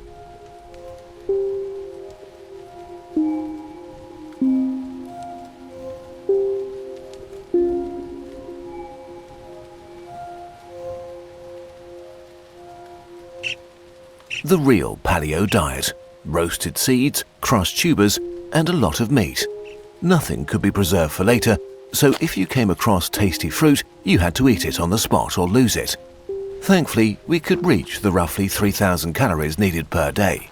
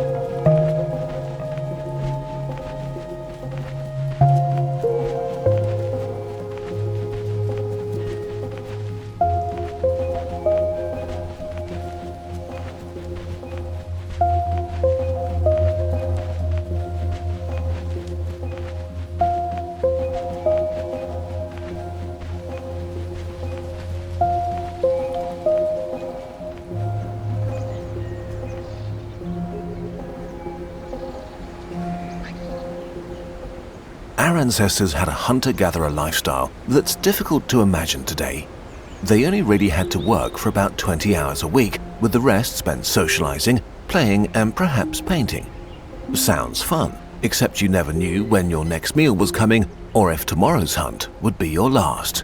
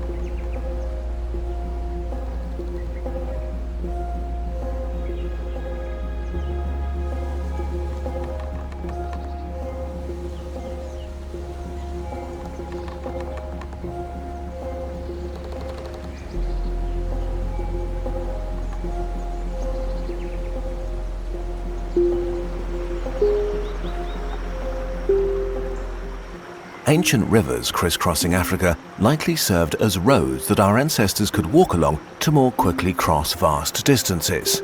They would have a reliable source of water, and they attracted animals to prey on for food.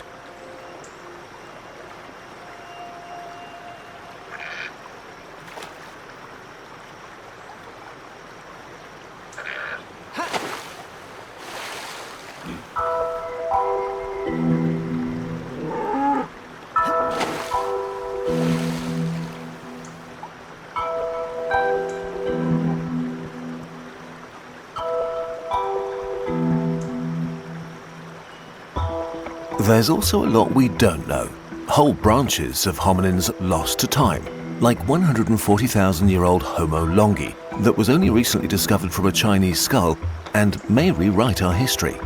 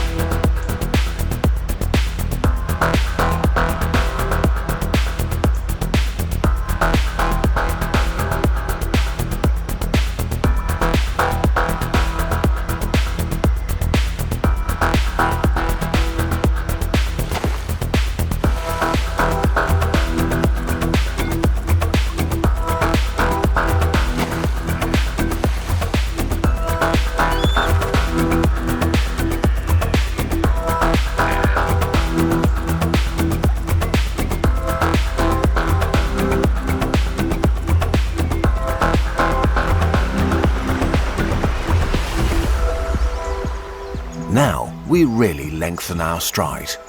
An unusually long and wet period called the Abyssea Pluvial transforms deserts into swamps and rivers across Africa, helping more humans move across the continent.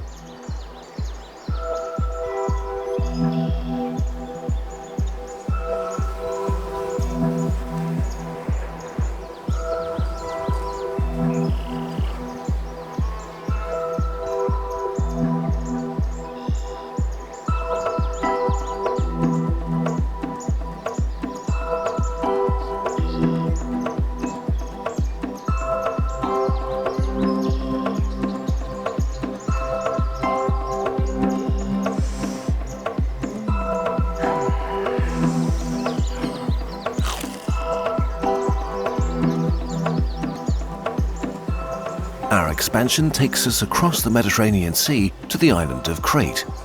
How did we get there 130,000 years ago? Did we swim or build rafts? We only find watercraft dated to tens of thousands of years later, yet skeletal remains on the island mean we must have found a way.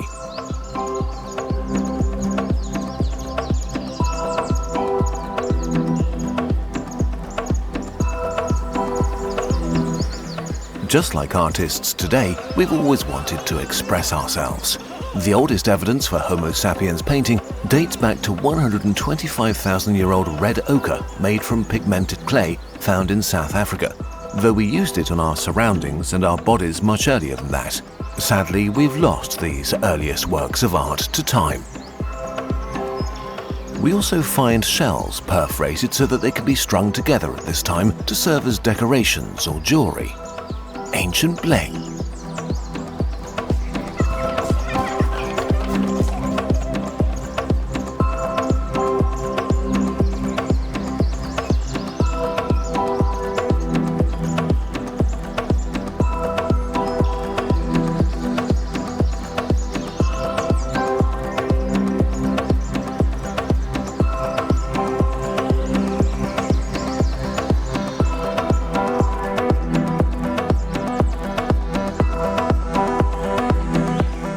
On the shore of an ancient lake in Saudi Arabia, we find footprints of humans among those of many animals dated to 120,000 years ago. The whole Arabian Peninsula was covered in green grass and wetlands at this time, making it an ideal environment for our hunter-gatherer ancestors.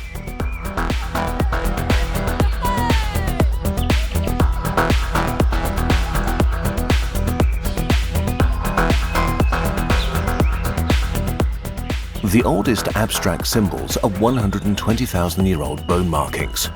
They're definitely calculated and intentional, but what do they mean?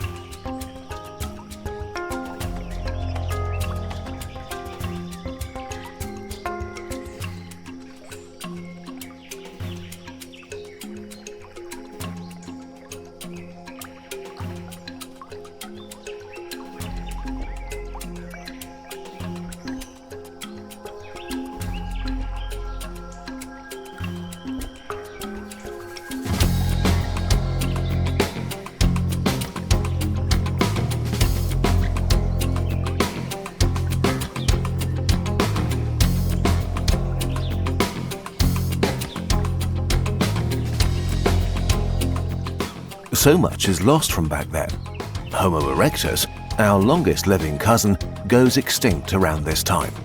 And with them goes their culture and 1.7 million years of history.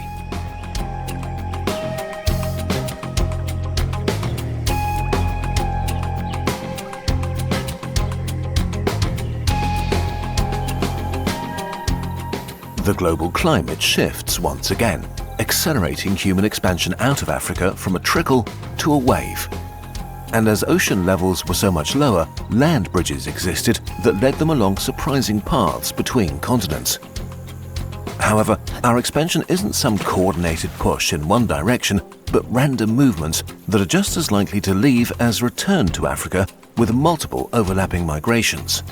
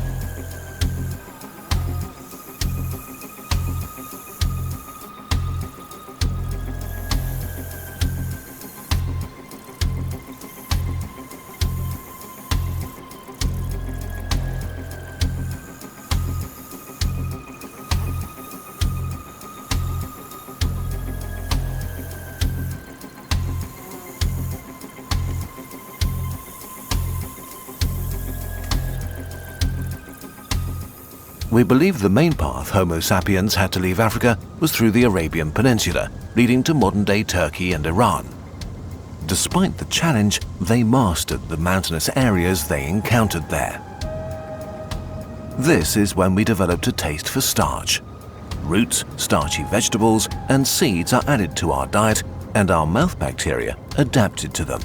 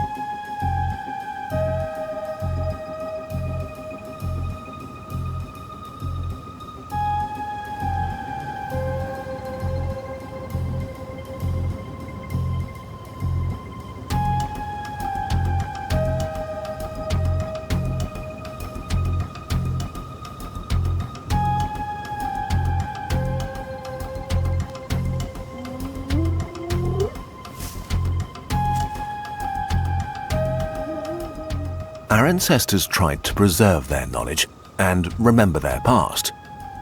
The oldest Homo sapien burial site is 100,000 years old, containing skeletons and numerous burial goods.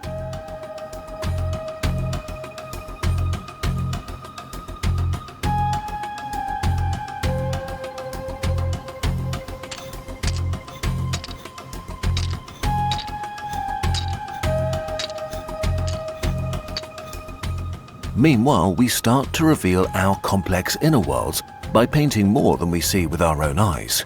Instead of simple representations of nature, we find the first symbolic paintings.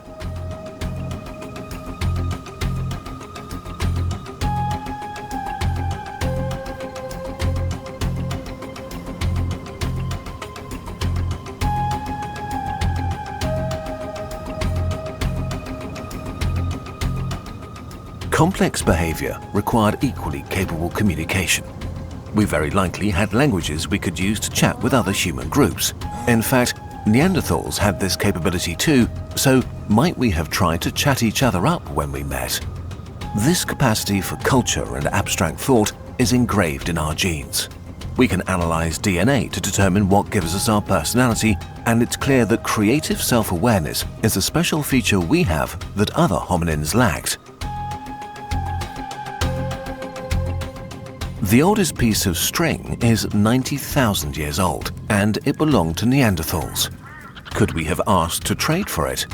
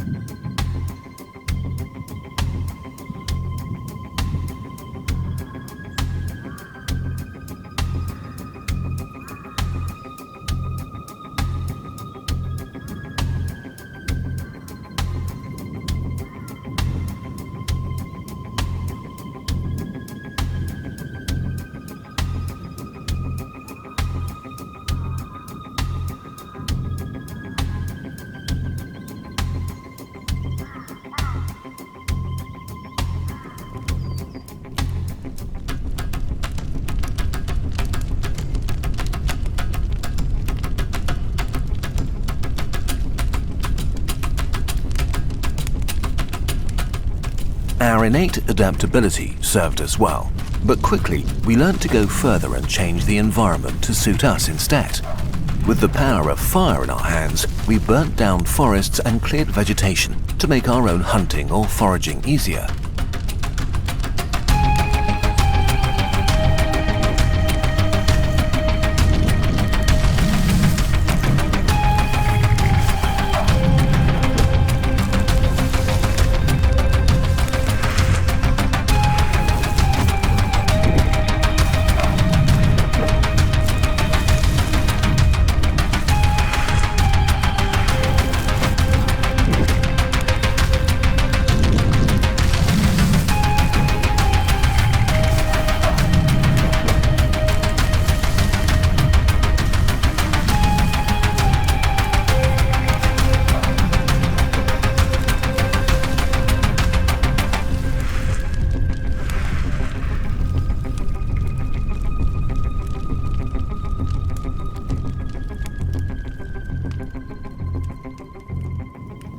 Africa's northern regions remained green and pleasant for a very long time. This meant that more groups of humans could follow a sort of green corridor out of Africa, resulting in more encounters with the Neanderthals and thus a lot more of their DNA in our genetic material.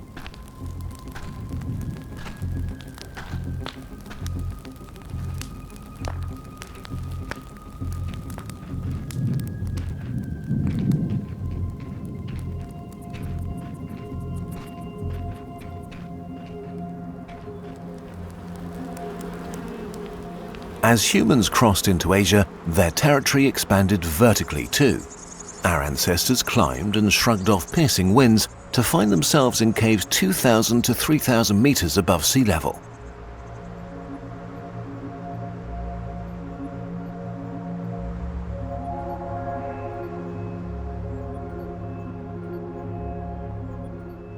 During harsh times, we relied on our technology to expand our food repertoire and increase our chances of survival.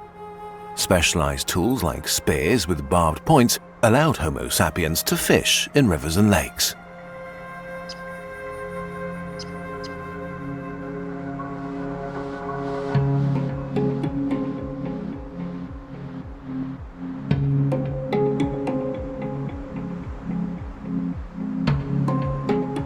Our ancestors already knew that materials in their environment had properties that weren't visible or tangible.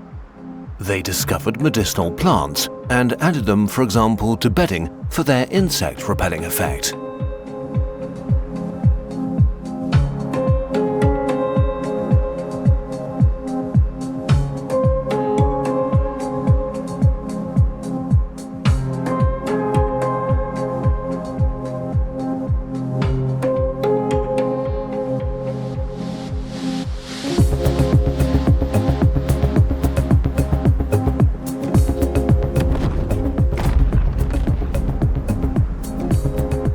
Catastrophe. The Toba super eruption in Indonesia radically alters the climate, causing the human population to shrink to less than 10,000 individuals, a genetic bottleneck.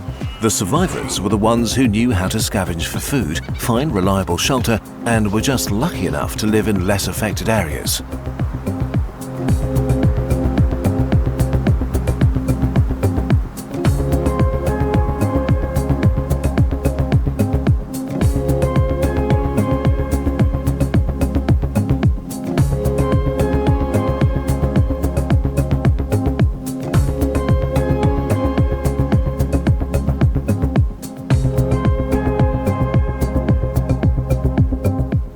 We probably had to spend more time in caves when the weather outside worsened.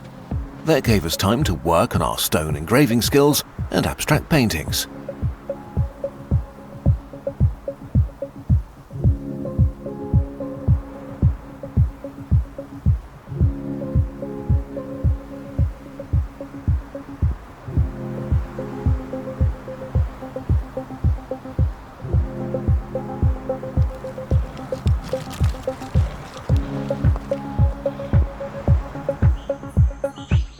For generations, humans climbed mountains and crossed wide-open plains while traveling across Asia. But when they transitioned to the dense jungles of Southeast Asia, they had to come up with an entirely new lifestyle to handle them. Prey was much harder to find and track, the fruit were unfamiliar, and predators could pounce from every bush or drop down from above. Yet, we thrived in there. Human rituals continued to grow stranger and more complex. We found a cave in Botswana where spearheads were gifted to a great python made of carved rock 70,000 years ago.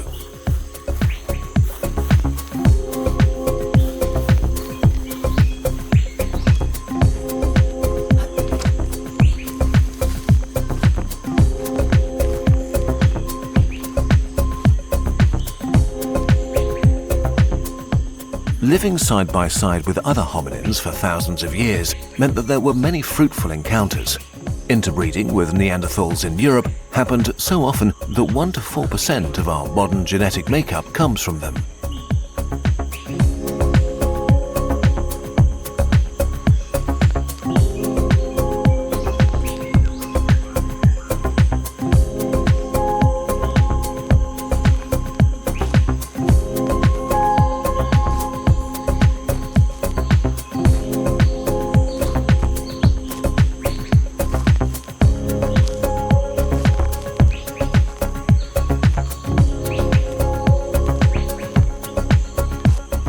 Paleolithic humans were rock nerds. They could distinguish between different types of stones and chose specific types of flint to make their tools with, even discarding easier sources for higher quality ones.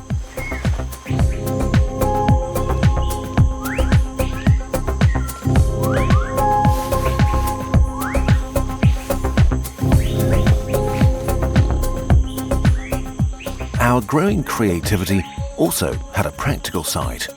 We developed bows and arrows 61,000 years ago, helping make our hunting even more efficient.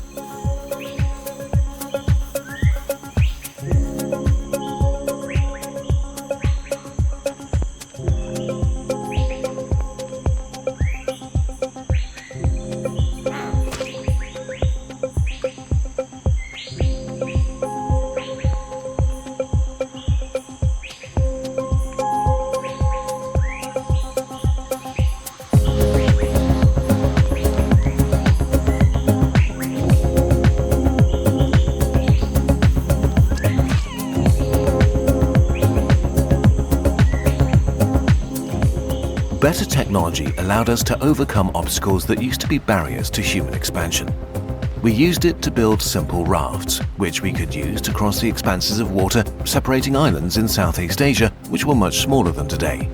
This allowed Homo sapiens to make their way into Indonesia, New Guinea, and the Australian continent, each a new alien world to our ancestors.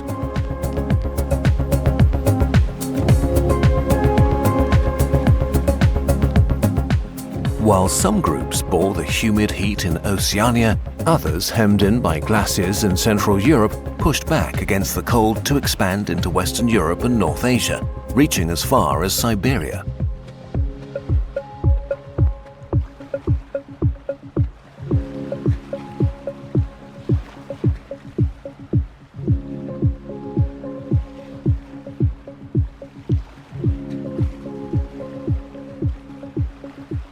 Our travels put us into contact with more of our hominin cousins. Encounters with Denisovans in Asia led to interbreeding that has left its own specific genetic mark.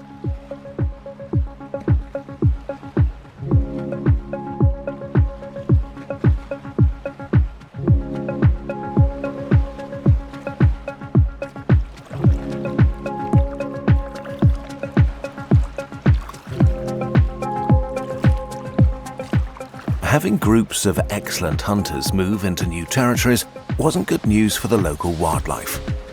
A widespread extinction of megafauna has been blamed on human hunting that leaves land mammals smaller, rarer, or extinct.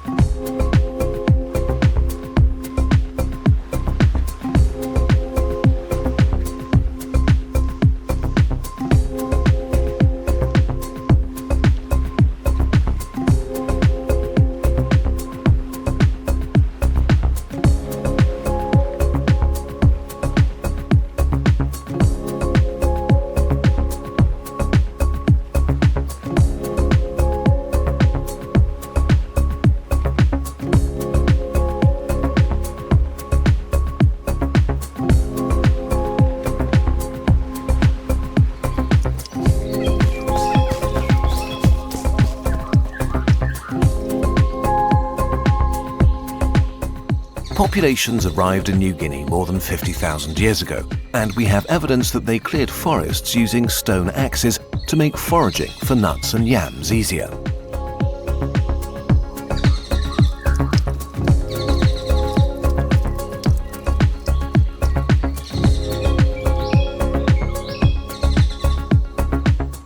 Starting 50,000 years ago, Homo sapiens underwent a cultural revolution. The changes were so significant, we distinguish anatomically modern humans that just looked like us from behaviorally modern humans that thought and acted like us too. The evidence appears as a rapid expansion of Stone Age technology and complex behaviors that leave, for example, better cave art.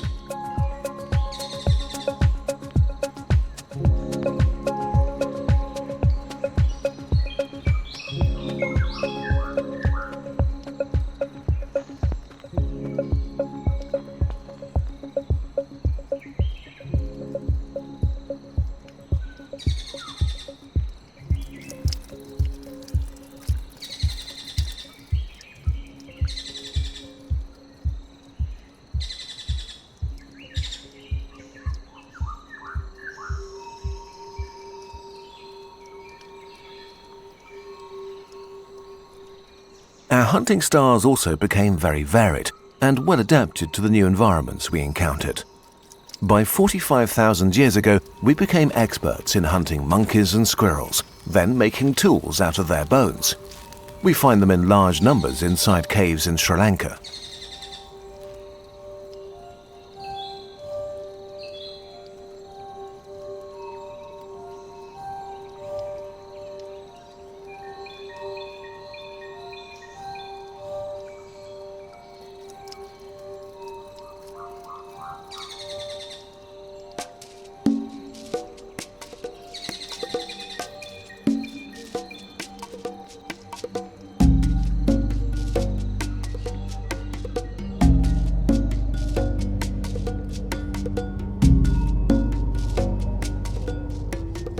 Humans have always loved caves. We love them so much that we find traces of human activity inside them across the whole world whenever we look. They're a great natural protection against the dangerous world outside, whether it's climate or predators. Cover the entrance, get a fire going, and you've got a ready-made home for your family.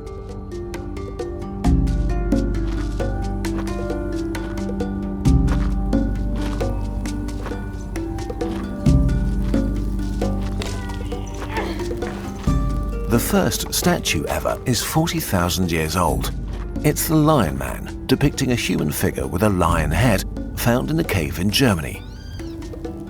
Homo sapiens' arrival was so impactful that other species started adapting to them, or as the clever fox did, followed bands of humans and picked through their leftovers.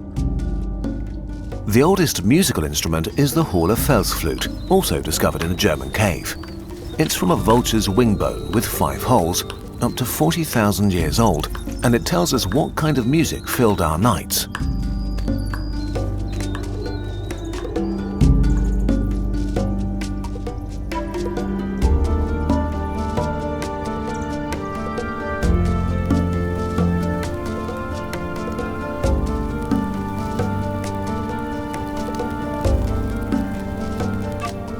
Around this time, Homo sapiens is also carving the first human figurines.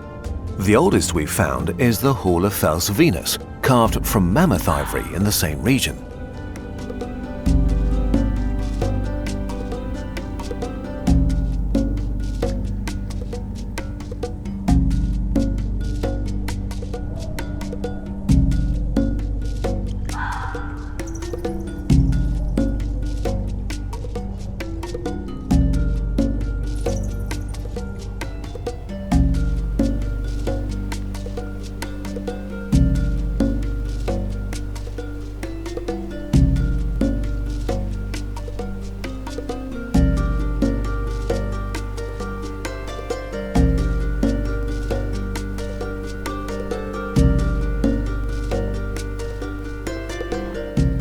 As humans progress, Neanderthals decline until they disappear from the fossil record around 35,000 years ago. It wasn't sudden, but whatever happened caused them to go extinct in the same territories that humans occupied.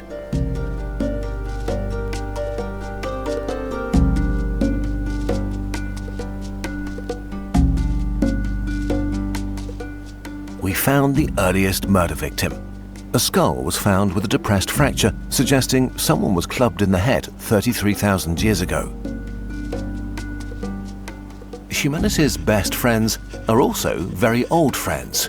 The first dogs were basically identical to wolves, except for behavior and diet, when their domestication started.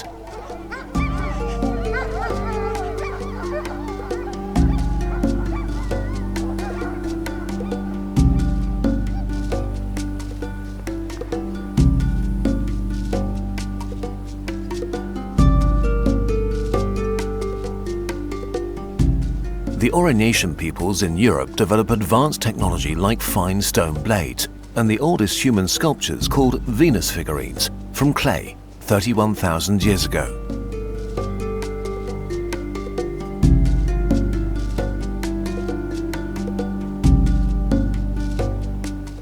Better tools means better tailoring. We upgrade our clothes into multi-layered form-fitting outfits and add actual shoes, helping us push further into the remaining inhospitable regions of the world.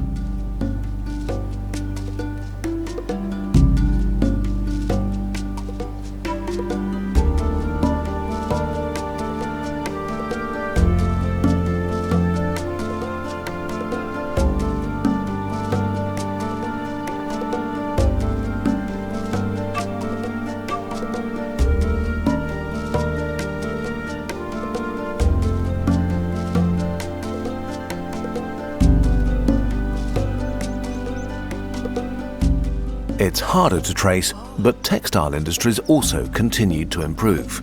Some of the earliest evidence for linen and fabric making comes from flax fibers wound together 30,000 years ago.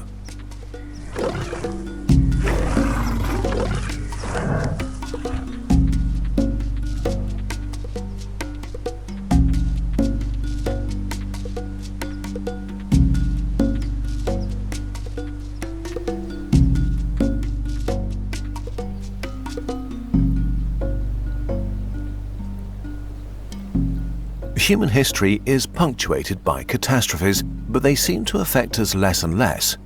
The Oronui supervolcano erupts in New Zealand 25,700 years ago, darkening the entire southern hemisphere, but we get through it.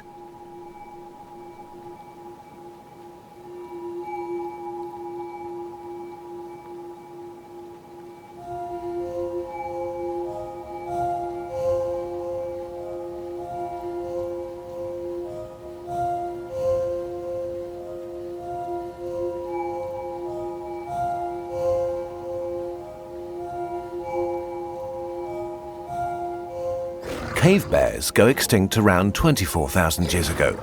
That's one less super predator to worry about. And more caves for our ancestors to take over.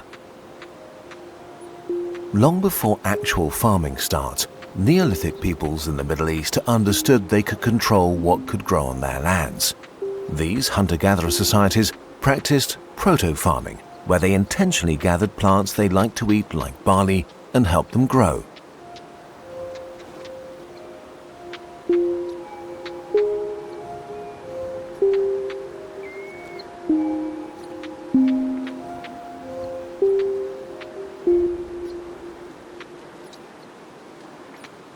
The last glacial maximum from 20,000 years ago reduced sea levels by 120 meters and covered 25% of Earth's land in ice. But it also allowed us to spread further than ever before, including into the Americas. Today's Bering Strait was a Bering Bridge back then, allowing hardy groups to walk across the difficult passage into a new continent.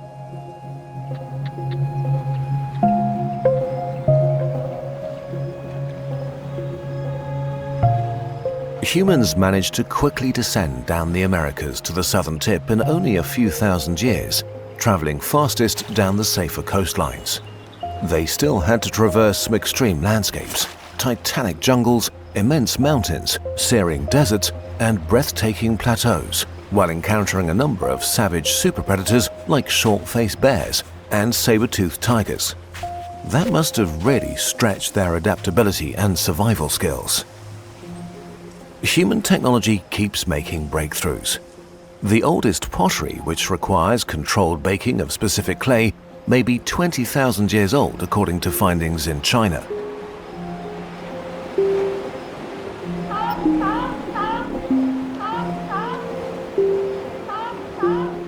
Our bodies adapt to new environments, leading to blonde hair appearing in ancient North Eurasian people. The oldest human remains with that hair are 17,000 years old. Not all cultural practices invented back then were something we want to preserve. We have direct evidence that our Homo sapien ancestors practiced cannibalism at least 15,800 years ago, though it's thought to be only a funerary rite and not some sort of macabre food source.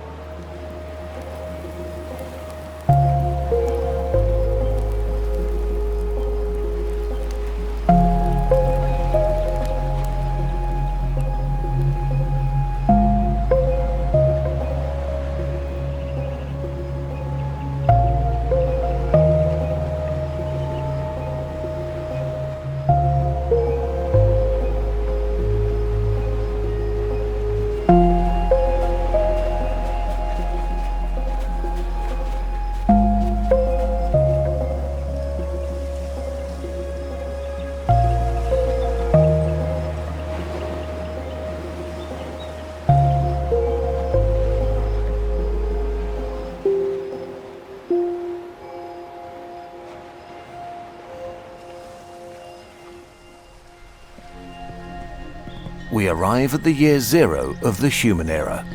12,000 years ago, people in modern Turkey built Göbekli Tepe, a giant structure with a level of collaboration that heralded modern civilization.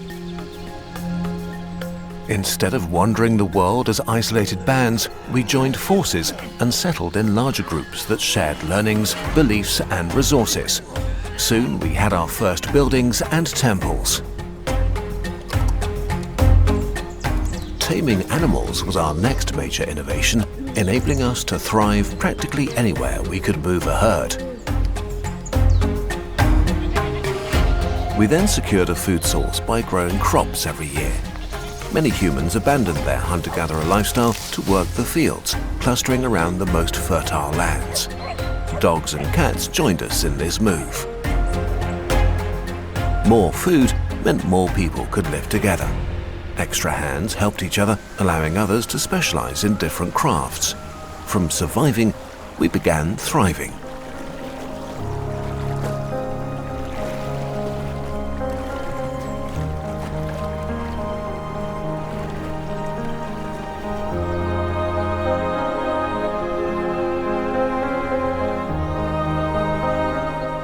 The most successful villages grew into cities, connected by trade and protected by walls. Important technologies sprang from them, like bronze, pottery and paper, at ever faster rates.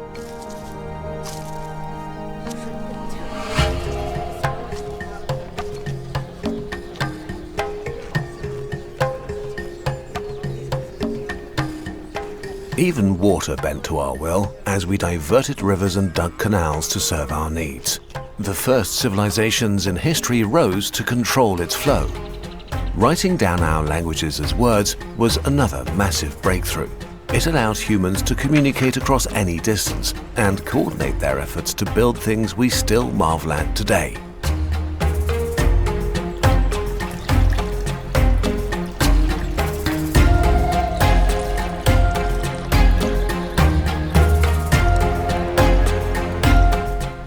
Writing let us lay down the law in stone, store knowledge over centuries, and build up armies to seal the fate of nations.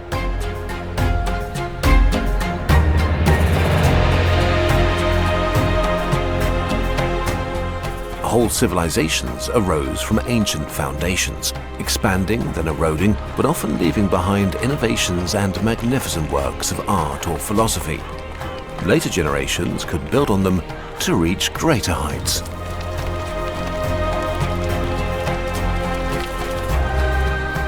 Our modern world is just the culmination of thousands of years of effort, of generation after generation building upon the works of their ancestors to reach greater heights. Cultures all around the world sought to improve their lives in their own way.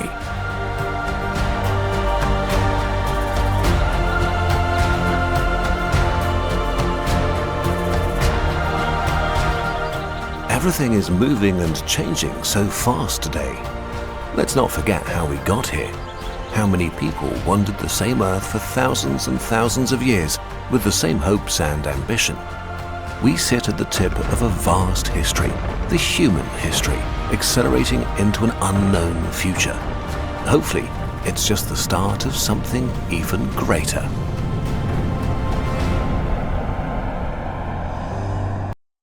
Everybody feels lonely from time to time.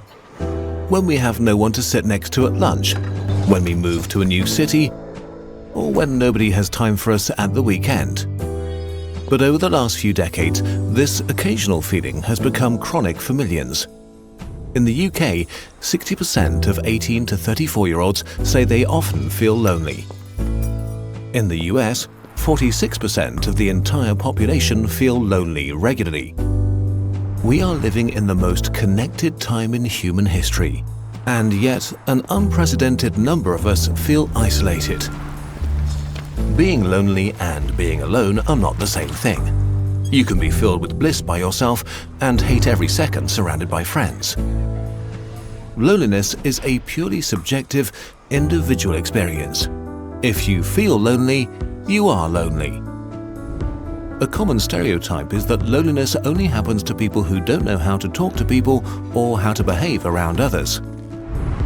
But population-based studies have shown that social skills make practically no difference for adults when it comes to social connections. Loneliness can affect everybody. Money, fame, power, beauty, social skills, a great personality. Nothing can protect you against loneliness because it's part of your biology.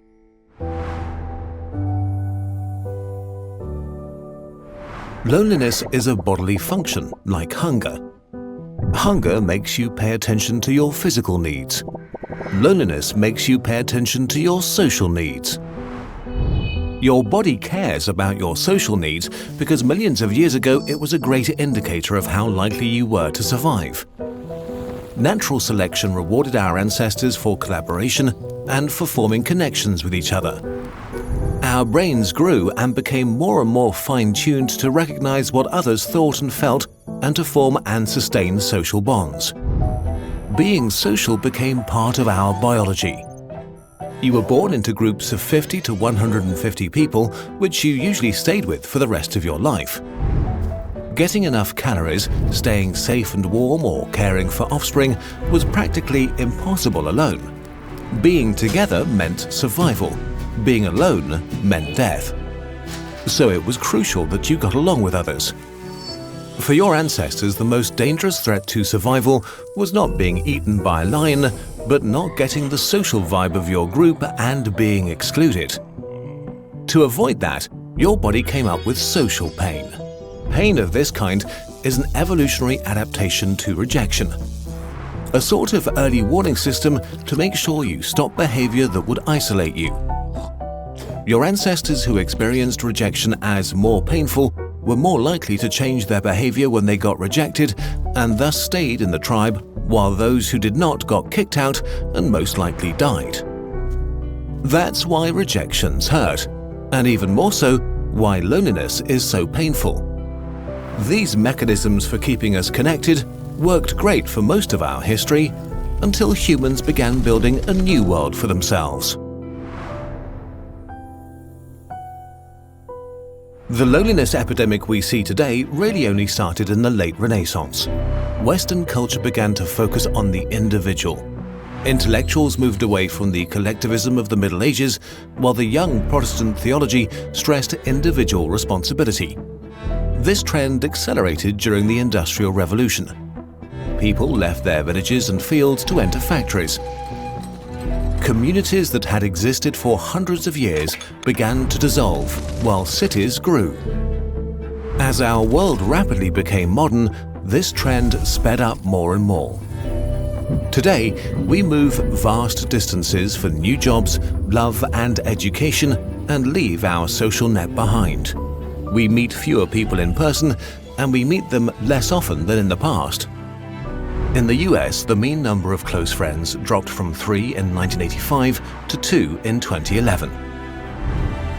Most people stumble into chronic loneliness by accident. You reach adulthood and become busy with work, university, romance, kids, and Netflix. There's just not enough time. The most convenient and easy thing to sacrifice is time with friends. Till you wake up one day and realize that you feel isolated. That you yearn for close relationships. But it's hard to find close connections as adults, and so loneliness can become chronic. While humans feel pretty great about things like iPhones and spaceships, our bodies and minds are fundamentally the same they were 50,000 years ago. We are still biologically fine-tuned to being with each other. Large-scale studies have shown that the stress that comes from chronic loneliness is among the most unhealthy things we can experience as humans. It makes you age quicker, it makes cancer deadlier, Alzheimer's advance faster, your immune system's weaker. Loneliness is twice as deadly as obesity and as deadly as smoking a pack of cigarettes a day. The most dangerous thing about it is that once it becomes chronic, it can become self-sustaining. Physical and social pain use common mechanisms in your brain. Both feel like a threat, and so social pain leads to immediate and defensive behavior when it's inflicted on you. When loneliness becomes chronic, your brain goes into self-preservation mode. It starts to see danger and hostility everywhere. But that's not all.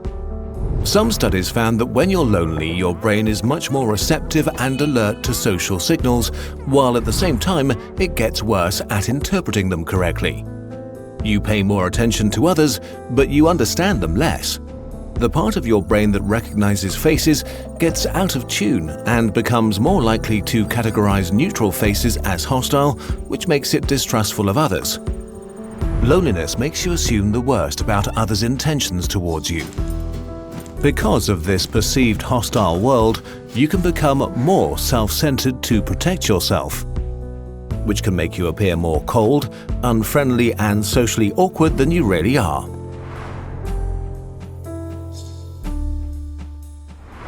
If loneliness has become a strong presence in your life, the first thing you can do is to try to recognize the vicious cycle you may be trapped in. It usually goes something like this. An initial feeling of isolation leads to feelings of tension and sadness, which makes you focus your attention selectively on negative interactions with others. This makes your thoughts about yourself and others more negative, which then changes your behavior. You begin to avoid social interaction, which leads to more feelings of isolation. This cycle becomes more severe and harder to escape each time. Loneliness makes you sit far away from others in class, not answer the phone when friends call, decline invitations until the invitations stop. Each and every one of us has a story about ourselves, and if your story becomes that people exclude you, others pick up on that. And so the outside world can become the way you feel about it. This is often a slow creeping process that takes years and can end in depression and a mental state that prevents connections even if you yearn for them. The first thing you can do to escape it is to accept that loneliness is a totally normal feeling and nothing to be ashamed of. Literally everybody feels lonely at some point in their life. It's a universal human experience. You can't eliminate or ignore a feeling until it goes away magically, but you can accept that you feel it and get rid of its cause. You can self-examine what you focus your attention on and check if you are selectively concentrating on negative things. Was this interaction with a colleague really negative? Or was it really neutral or even positive? What was the actual content of an interaction? What did the other person say? And did they say something bad, or did you add extra meaning to their words? Maybe another person was not really reacting negatively, but just short on time. Then there are your thoughts about the world. Are you assuming the worst about others' intentions? Do you enter a social situation and have already decided how it will go? Do you assume others don't want you around? Are you trying to avoid being hurt and not risking opening up? And if so, can you try to give others the benefit of the doubt? Can you just assume that they're not against you? Can you risk being open and vulnerable again? And lastly, your behavior. Are you avoiding opportunities to be around others? Are you looking for excuses to decline invitations? Or are you pushing others away preemptively to protect yourself? Are you acting as if you're getting attacked? Are you really looking for new connections, or have you become complacent with your situation? Of course, every person and situation is unique and different, and just introspection alone might not be enough. If you feel unable to solve your situation by yourself, please try to reach out and get professional help. It's not a sign of weakness, but of courage. However we look at loneliness, as a purely individual problem that needs solving to create more personal happiness, or as a public health crisis, it is something that deserves more attention. Humans have built a world that's nothing short of amazing, and yet none of the shiny things we've made is able to satisfy or substitute our fundamental biological need for connection. Most animals get what they need from their physical surroundings. We get what we need from each other. And we need to build our artificial human world based on that. Imagine someone coming into your kitchen and taking a few tools, a pan, and your garbage. Then they bury everything in the woods. 12,000 years later, an archaeologist is trying to figure out who you were, what was important to you, what video games you played, what you believed in, and what informed your decisions. Because you happened to live during a remarkable time in human history. The planetary revolution, when humanity transitioned, becoming a multi-planetary species. In that time, our numbers would explode by orders of magnitude. Our technology and standard of living would improve to levels previously thought impossible, and our self-conception would change forever. And all the future archaeologist has to learn about is your junk in the woods. While we can only hope that this will be someone's problem in 12,000 years, we have the same problem today. we're trying to reconstruct a revolution that took place 12,000 years ago. Today, only shadows remain of the people who experienced our distant past as their present. What remains from our past?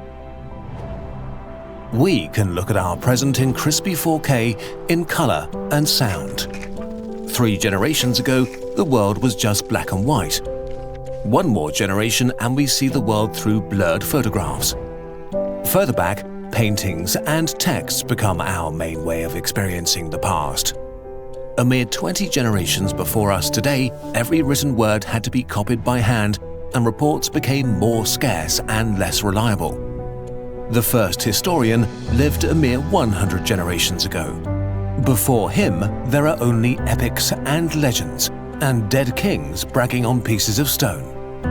250 generations ago, there are only fragments left in the ground and images stripped of their original meaning. Eventually, humanity becomes basically invisible. Still, we do know some things about our ancestors. Let's try to tell their story and what it means for us today. The greatest transition in human history. For some 2 million years, or roughly 80,000 generations, the life of our ancestors was basically the same. It was around 20,000 years, or 800 generations ago, that the behaviorally modern humans began a process that would change our lifestyle forever. At first, gradually, for some of us, then faster for more of us, and then, suddenly, for almost all of us. Back then, there were about 1 million modern humans on Earth. Most other human species had died out, probably with a little help from us. Our ancestors' biology had given them the necessary tools. A general intelligence to understand things, a social intelligence to understand each other, and language to express abstract ideas and create new concepts. These were people just like you. They suffered and experienced joy, were bored, cried, and laughed. They lived in communities of a few dozen people. They controlled fire and had tools made from wood, stone, and bone, told stories, mourned their dead, and created art. They traded with other tribes, from obsidian to shellfish. Some hunted big game and were very mobile, others relied more on plants they collected, and others mostly stayed in one area with an abundance of seafood. This was the common state of humanity for most of our history, until a slow transition, step by step, turned into a revolution. Step by step. The first solid evidence for this stems from the Jordan Valley, where our ancestors collected wild wheat more than 20,000 years ago. They noticed that seeds in the ground made more plants the next year. If they put good ones in one place, the next year they had more of the good ones. This was a great supplement to hunting and gathering.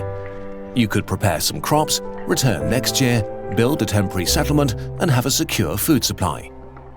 Our ancestors used these bonus crops to bake the first bread and brew the first beer. With every generation, they gathered deeper knowledge about the plants and animals around them and how to manipulate them to their advantage. But there was a lot to learn. Very slowly, from generation to generation, pockets of knowledge expanded and were passed along to be expanded again. This early agriculture started to drastically reduce the space our ancestors needed to feed one individual, which made it possible to stay in one place longer. Around 12,000 years ago, these little pieces of progress had reached a critical mass. Most of the calories we consume today stem from about 15 different founder crops that humans began to domesticate in earnest in the next few thousand years. What we call the agricultural revolution was not a thing that began suddenly one day. It was a slow process driven by small groups over many generations. Eventually, gradual change gave rise to a new era. The human era. During the next few thousand years, progress would speed up and turn hunter-gatherers into farmers who lived in villages, towns, and then cities. When farmers moved into new areas, they replaced the nomadic tribes or turned them into farmers too. This was neither easy nor painless. In the early days, people had a diverse diet made up of up to 250 different plants and animals. For some of the groups transitioning to agriculture, the variation in their diets declined drastically, and some even seem to have been undernourished. And living close together and with animals created a breeding ground for disease. Virtually every infectious disease caused by microorganisms that have adapted to humans arose in the last 10,000 years. Cholera, smallpox, measles, influenza, chickenpox, and malaria. Mortality, especially among children, rose drastically. Still, our numbers grew because living in the same place enabled women to bear far more children than before, and for a farmer, more kids mean more hands to work the fields. Even with more people dying younger, villages and towns grew. The number of humans on Earth exploded. About 100 generations after the beginning of the human era, there were already 4 million of us. This increased the need for food and forced people to come up with ever more efficient ways of producing calories, solidifying our new lifestyle. Going back to hunting and gathering would have just meant death by starvation for most. One question remains unanswered. Why? Why would people exchange the freedom of living off nature with a huge variety in food for the grind of agriculture and often more limited diets? Nobody knows for sure.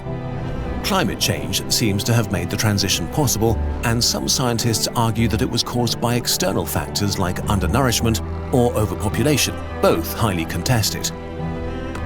Today, the most widely accepted idea is that it was a deliberate choice made by countless communities around the globe. Maybe it's also connected with what makes us human, the ability to come together, develop shared identities, and exchange stories and knowledge.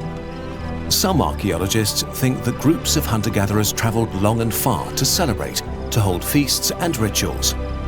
They would have used these occasions to talk about their version of innovation, better hunting and tool-making techniques, how to catch and breed animals, and which plants could be collected and multiplied. Maybe they even exchanged seeds. It's not unlikely that these gatherings were the catalyst that spread the knowledge of agriculture through the many isolated groups of humanity, ultimately ending a lifestyle that was common to our species for thousands of generations. So by being able to come together, celebrate, share, and learn from one another, these humans might have taken the steps that led to our modern world, and we have much to be grateful for. We are still the same humans today, even if it often doesn't feel that way. Maybe it's time to come together to share what we know and celebrate our existence once again, to begin another peaceful transition, maybe the planetary revolution that will change everything once more. So, hopefully, in another 12,000 years, our descendants will look back on us today with gratitude for the amazing world they are able to inhabit. Time makes sense in small pieces. But when you look at huge stretches of time, it's almost impossible to wrap your head around things. So let's start small, with minutes, hours, days. You probably spent the last 24 hours mostly sleeping and working, and you probably wasted a good chunk of yesterday on the internet. Days become weeks, weeks become months, and then we have a year. Let's look at 2017. France started to train eagles to hunt terrorist drones. A Czech nuclear power plant held a bikini contest to pick their new intern, and people on the internet made a challenge out of eating bleach. You know, the usual stuff. Let's go back further. A kid born in the first year of the 21st century is 18 years old now. But the century is still young, even if you're not. It was largely shaped by the attacks on 9/11, which led to the war in Afghanistan and the invasion of Iraq. In March 2011, the Syrian civil war began and is still ongoing after 7 years. Most of us were born in the 20th century, which had the two most devastating wars in human history and the Cold War. For the first time ever, we could destroy ourselves with nuclear weapons, and we almost did, but we also had a space race and left Earth for the first time. The internet was also invented, which led to memes, but also to Facebook and Twitter, so all in all, we're not sure if this was a good development. The average human lives about 79 years, which covers a good chunk of recent history. The oldest living person on Earth is currently Celino Jaramillo, who was born in 1896, which means that his birth was closer to Napoleon ruling Europe than to the current day. Only 250 years ago, the Industrial Revolution turned the world into a progress machine. Farmers became workers and knowledge became easier to distribute. Around this time, we started the progress that is causing climate change today. Not that long ago, actually. The theory of evolution changed how we saw ourselves and the world we live in. Newton wrote down his theory of gravity. We discovered distant stars and very close bacteria. The 15th century was very eventful. Columbus's discovery of America and the fall of Constantinople marked the end of the Middle Ages. War was all the rage in the Middle Ages, but the number one killer was disease. The Black Plague killed every third European in just 6 years. Around 2,000 years ago, we set the arbitrary year 1 of our calendar that most of the world follows today. But to a Roman, the world was already ancient. The Great Pyramids were constructed 4,500 years ago. So to a Roman, the pyramids were older than the Romans are to us today. So long ago that there were still living mammoths on Earth. A lot of history happened before that even. Around 7,000 years ago, humans began writing things down. About 12,000 years ago, human organization exploded.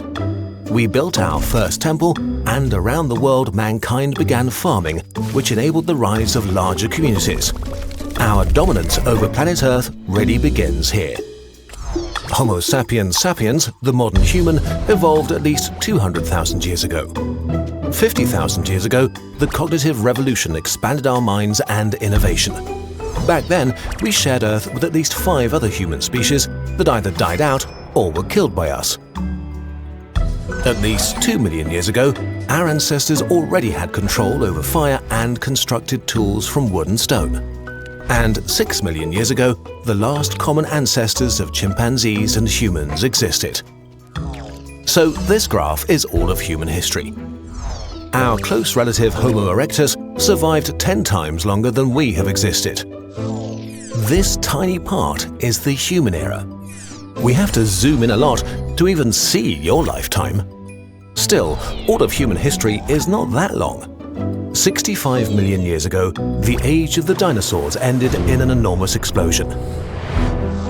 The dinosaurs ruled the Earth for over 165 million years, 27 times as long as all humans.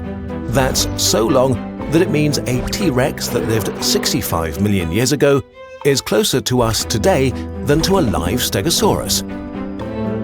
Dinosaurs in the form of mighty chickens are still around today. Animal life on this planet started 600 million years ago. The earliest animals were fish and other small simple sea creatures, then came insects, then reptiles, and finally, around 200 million years ago, mammals joined the party. Life itself began much further back. There is evidence that it appeared up to 4.1 billion years ago. For at least 3.5 billion years, life consisted only of single-celled organisms. 4.5 billion years ago, the Sun was born from a gigantic imploding gas cloud. 60 million years later, Earth formed. In those early years, frequent bombardment by comets and asteroids supplied the Earth with large oceans. But as far as the whole universe goes, our solar system is pretty new. 13.75 billion years ago, the universe was born, and about 500 million years later, our own galaxy formed from billions of stars. But what came before the Big Bang? The truth is, we don't know, and maybe we never will. And there you have it, the past. Now let's take a look at what we know about the future. In roughly 1 billion years, the Sun will be so hot that life on Earth becomes impossible. The death of the Sun 4 billion years later marks the end of life in the solar system.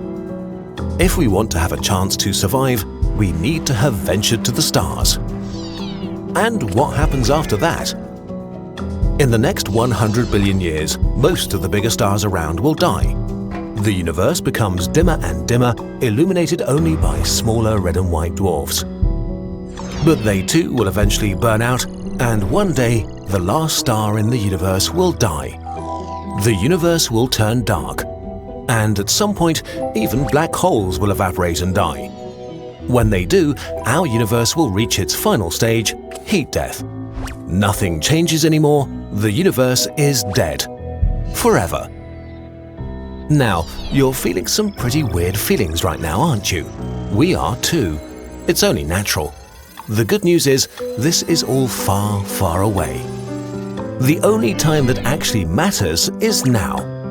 That cute girl or boy you like, ask them out. Time is precious. Make it count. Do your past, present, and future all exist right now? Are you watching this video, being born, and lying on your deathbed at this very moment? Surprisingly, the answer could be yes. But how can that be? What does that even mean? How does time work? The block universe. Imagine the universe like a child painting pictures on paper. Each picture shows everything that's happening in the universe in a single moment. With each new moment, all kinds of things occur everywhere. People are born and die, galactic civilizations expand, you miss the bus, and our universe kid makes a new picture that replaces the old one. In this way, you get something like a movie. Only the moment we're in right now is real. The past is what happened before, now it's gone. The future is still to come and hasn't been drawn yet. This is kind of how time feels, right? Each moment being replaced by the next one. The past is far behind us, the future doesn't exist. But what if time is something else? What if the universe kid has already finished all its drawings and stacks them on top of each other? This way, we get a block of time that contains the whole history of the universe. All moments that have ever existed or will ever exist. But in this block, in this stack of moments, the past, the present, and the future are equally real and exist at the same time. This feels wrong. The only things that we perceive as real are those things happening now. How can the past and future be real right now? The problem is that according to the theory of relativity, they kind of have to be. Heavily simplified, relativity says that time and space are not separated, but one connected space-time. When you move through space, you're also moving through the block. This means time passes differently for different people, depending on how they move through space relative to each other. And this also means that what someone perceives as now is a certain cut along the block, a cut that will depend on how fast they're moving. So what you think is now is really only your now. There are many different nows in the universe, and all of them are equally real. This also means there's no universal past or future. Okay, this is a lot. How does this work? Imagine 3 alien spaceships a million light years away. The first one just hovers in space, not moving relative to you. You both experience the same now, the same present. If you had a magical instantaneous internet connection, you could do a video call right now and chat about alien things. The second spaceship is flying away from us at 30 kilometers a second, about 3 times faster than a human rocket. It's moving differently through the block of time than you are, which means its now is different from yours. With the magical internet, the aliens can talk to your ancestors in 1924, when humanity was discovering the first galaxies outside the Milky Way. The third spaceship wants to visit Earth and is flying towards you at 30 kilometers a second, moving at the opposite angle of the second ship through the block of time. It experiences yet another now. With the magical internet, the aliens can talk to your descendants in the year 2124, when humanity has already built cities on Mars and Venus. Okay, so we have 3 different nows. So which one is correct? Well, that's the problem. Relativity is based on one powerful principle: cosmic democracy. The fact that the point of view of all observers in the universe is equally valid. All those nows have to be equally real. But if this is the case, your past, present, and your future all have to exist at the same time, right now. Because for the different aliens, they all happen in their present. This means that the distinction between the past, the present, and the future is an illusion. The universe is not a bunch of things evolving through time like in a movie. but a static block in which the past, the present, and the future all coexist and are real. How can that be? Well, think about a galaxy outside the observable universe, too far away to ever visit or see. But even if you can't get there and don't see it, it's still real. The future might be the same. But if the past is not far behind us and the future actually exists, then there is no movie. Things don't happen in the universe. The universe just is, like a frozen block of dead cosmic ice with everything that will ever happen already written and decided. Is the future already written? If all times coexist and are equally real, then the future has to be already written. But that's not how you experience things. It feels like you can mold your future with your decisions. It really feels like you're free to choose to stop watching YouTube to not miss the bus. But if the future is set in stone, you can't decide anything. So are your choices an illusion? Well, maybe. Maybe your free will is a mirage, and maybe you missing the bus was already predetermined at the Big Bang, so feel free to continue watching. Except quantum stuff is ruining everything again. Quantum processes can't be predicted, not even in principle. Not because we're silly and don't know how to do it. According to quantum physics, quantum particles are intrinsically random. For example, if you have a radioactive atom, it could decay at any moment, in the next second or in the next million years. We can calculate the probability that it will decay tomorrow, but no oracle in the universe will ever be able to tell you with absolute certainty if it will do so or not. But quantum particles can change the world. Imagine a radioactive element randomly decays and causes a genetic mutation in a nearby mammal. And then many generations later, that mutation has led to a weird mix of duck and mammal that makes no sense. Or the atom decays a day later, and the weird creature will never exist.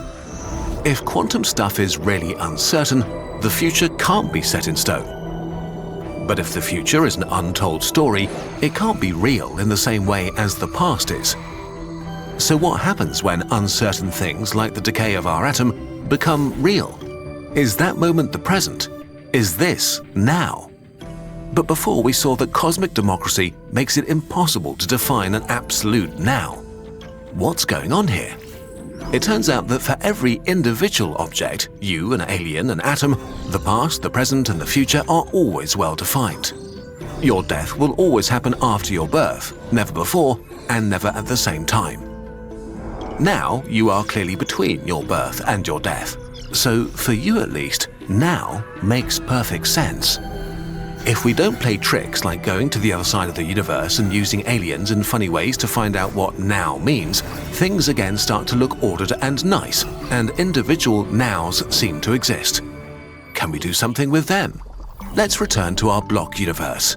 Maybe the block does not contain the future, and maybe we just imagined it wrong. Maybe the block is just the past, and a thin layer on the surface is the present. That surface is not smooth, but bumpy and uneven. It's been made by joining countless individual nows, each experienced by someone or something in the universe, each equally real and valid. And all observers do their bit, so cosmic democracy is still true. As new things happen and uncertain things become certain, radioactive atoms decay, new species of mammals arise, people miss the bus, the border moves upwards, creating new time in the universe. Instead of a frozen block of time with a future that has already been written, the block is growing and things happen. You can again decide your future. Maybe leave earlier so you won't miss the bus. What is real then? Let's recap. We started with time as a movie, one now after another, where only the current now was real. Then we found out that because of relativity, there are multiple nows, all of them real somehow, which could mean that we're living in a frozen block universe where things don't happen and you don't really have free will. And we ended up with a kind of growing block universe where time passes and the future is open. So which is correct? What is real? The present? The past? Are the dinosaurs as real as you are right now? What do the aliens on the other corner of the universe think about all this? To be honest, no one knows. What we've learned are two possibilities to describe time, but they're not the only ones. Some scientists think that the idea of now only makes sense near you, but not in the universe as a whole. Others think that time itself doesn't even exist, that the whole concept is an illusion of our human mind. And others think that time does exist, but that it's not a fundamental feature of the universe. Rather, time may be something that emerges from a deeper level of reality, just like heat emerges from the motion of individual molecules, or life emerges from the interactions of lifeless proteins. We could go on, but aren't you about to miss the bus?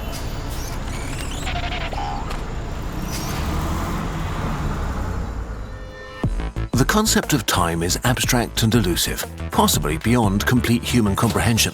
Fortunately, there's a vast world of things we do understand about the universe that you can explore right now, thanks to our friends at Brilliant.org. Brilliant has thousands of bite-sized hands-on lessons in science, maths, technology, and beyond. Their latest course, Introduction to Probability, offers a practical guide to interpreting the world. You'll master the tools of chance, risk, and prediction while learning to model real-world situations and running simulations of everything from election results to who will win the next World Cup. They even have a lesson on the past and future, where you'll explore how past outcomes may not reliably forecast future events in the ever-evolving tapestry of time. And since it's always a good time to learn, we've created an entire series of lessons in collaboration with Brilliant to take your scientific knowledge to the next level. These lessons let you further explore the topics in our most popular videos, from rabies and mammalian metabolism to climate science and supernovae. Think of each one as an interactive, one-on-one version of a Kurzgesagt video. To get hands-on with Kurzgesagt lessons and explore everything Brilliant has to offer, you can start your free 30-day trial by signing up at brilliant.org/nutshell. And for Kurzgesagt viewers, the first 200 people to use our link get 20% off an annual membership once their trial ends. Life is fundamentally different from dead stuff, or is it? Physicist Erwin Schrödinger defined life this way: living things avoid decay into disorder and equilibrium. What does this mean? Let's pretend that your download folder is the universe. It started orderly and got more and more chaotic over time. By investing energy, you can create order and clean it up. This is what living things do. But what is life? Every living thing on this planet is made of cells.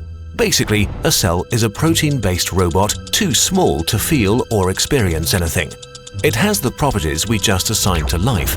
It has a wall that separates it from the surroundings, creating order. It regulates itself and maintains a constant state. It eats stuff to stay alive. It grows and develops. It reacts to the environment, and it's subject to evolution. And it makes more of itself. But of all the stuff that makes up a cell, no part is alive. Stuff reacts chemically with other stuff, forming reactions that start other reactions, which start other reactions. In a single cell every second, several million chemical reactions take place, forming a complex orchestra. A cell can build several thousand types of protein, some very simple, some complex micromachines. Imagine driving a car at 100 kilometers an hour while constantly rebuilding every single part of it with stuff you collect from the street. That is what cells do. But no part of the cell is alive. Everything is dead matter moved by the laws of the universe. So is life the aggregate of all these reaction processes that are taking place? Eventually, every living thing will die. The goal of the whole process is to prevent this by producing new entities. And by this, we mean DNA. Life is, in a way, just a lot of stuff that carries genetic information around. Every living thing is subject to evolution, and the DNA that develops the best living thing around it will stay in the game. So, is DNA life then? If you take DNA out of its hull, it certainly is a very complex molecule, but it can't do anything by itself. This is where viruses make everything more complicated. They are basically strings of RNA or DNA in a small hull and need cells to do something. We're not sure if they count as living or dead. And still, there are 225 million cubic meters of viruses on Earth. They don't seem to care what we think of them. There are even viruses that invade dead cells and reanimate them so they can be a host for them, which blurs the line even more. Or mitochondria. They are the power plants of most complex cells and were previously free-living bacteria that entered a partnership with bigger cells. They still have their own DNA and can multiply on their own, but they are not alive anymore. They are dead. So they traded their own life for the survival of their DNA, which means living things can evolve into dead things as long as it's beneficial to their genetic code. So maybe life is information that manages to ensure its continued existence. But what about AI, artificial intelligence? By our most common definitions, we are very close to creating artificial life in computers. It's just a question of time before the technology we build gets there. And this is not science fiction either. There are a lot of smart people actively working on this. You could already argue that computer viruses are alive. Okay, so what is life then? Things? Processes? DNA? Information? This got confusing very fast. One thing is for sure, the idea that life is fundamentally different from non-living things because they contain some non-physical element or are governed by different principles than inanimate objects turns out to be wrong. Before Charles Darwin, humans drew a line between themselves and the rest of living things. There was something magical about us that made us special. Once we had to accept we are, like every living being, a product of evolution, we drew a different line. But the more we learn about what computers can do and how life works, the closer we get to creating the first machine that fits our description of life, the more our image of ourselves is in danger again. And this will happen sooner or later. And here's another question for you. If everything in the universe is made of the same stuff, does this mean everything in the universe is dead, or that everything in the universe is alive? That it's just a question of complexity? Does this mean we can never die because we were never alive in the first place? Is life and death an irrelevant question, and we haven't noticed it yet? Is it possible we are much more part of the universe around us than we thought? Don't look at us, we don't have any answers for you, just questions for you to think about. After all, it's thinking about questions like this that makes us feel alive and gives us some comfort.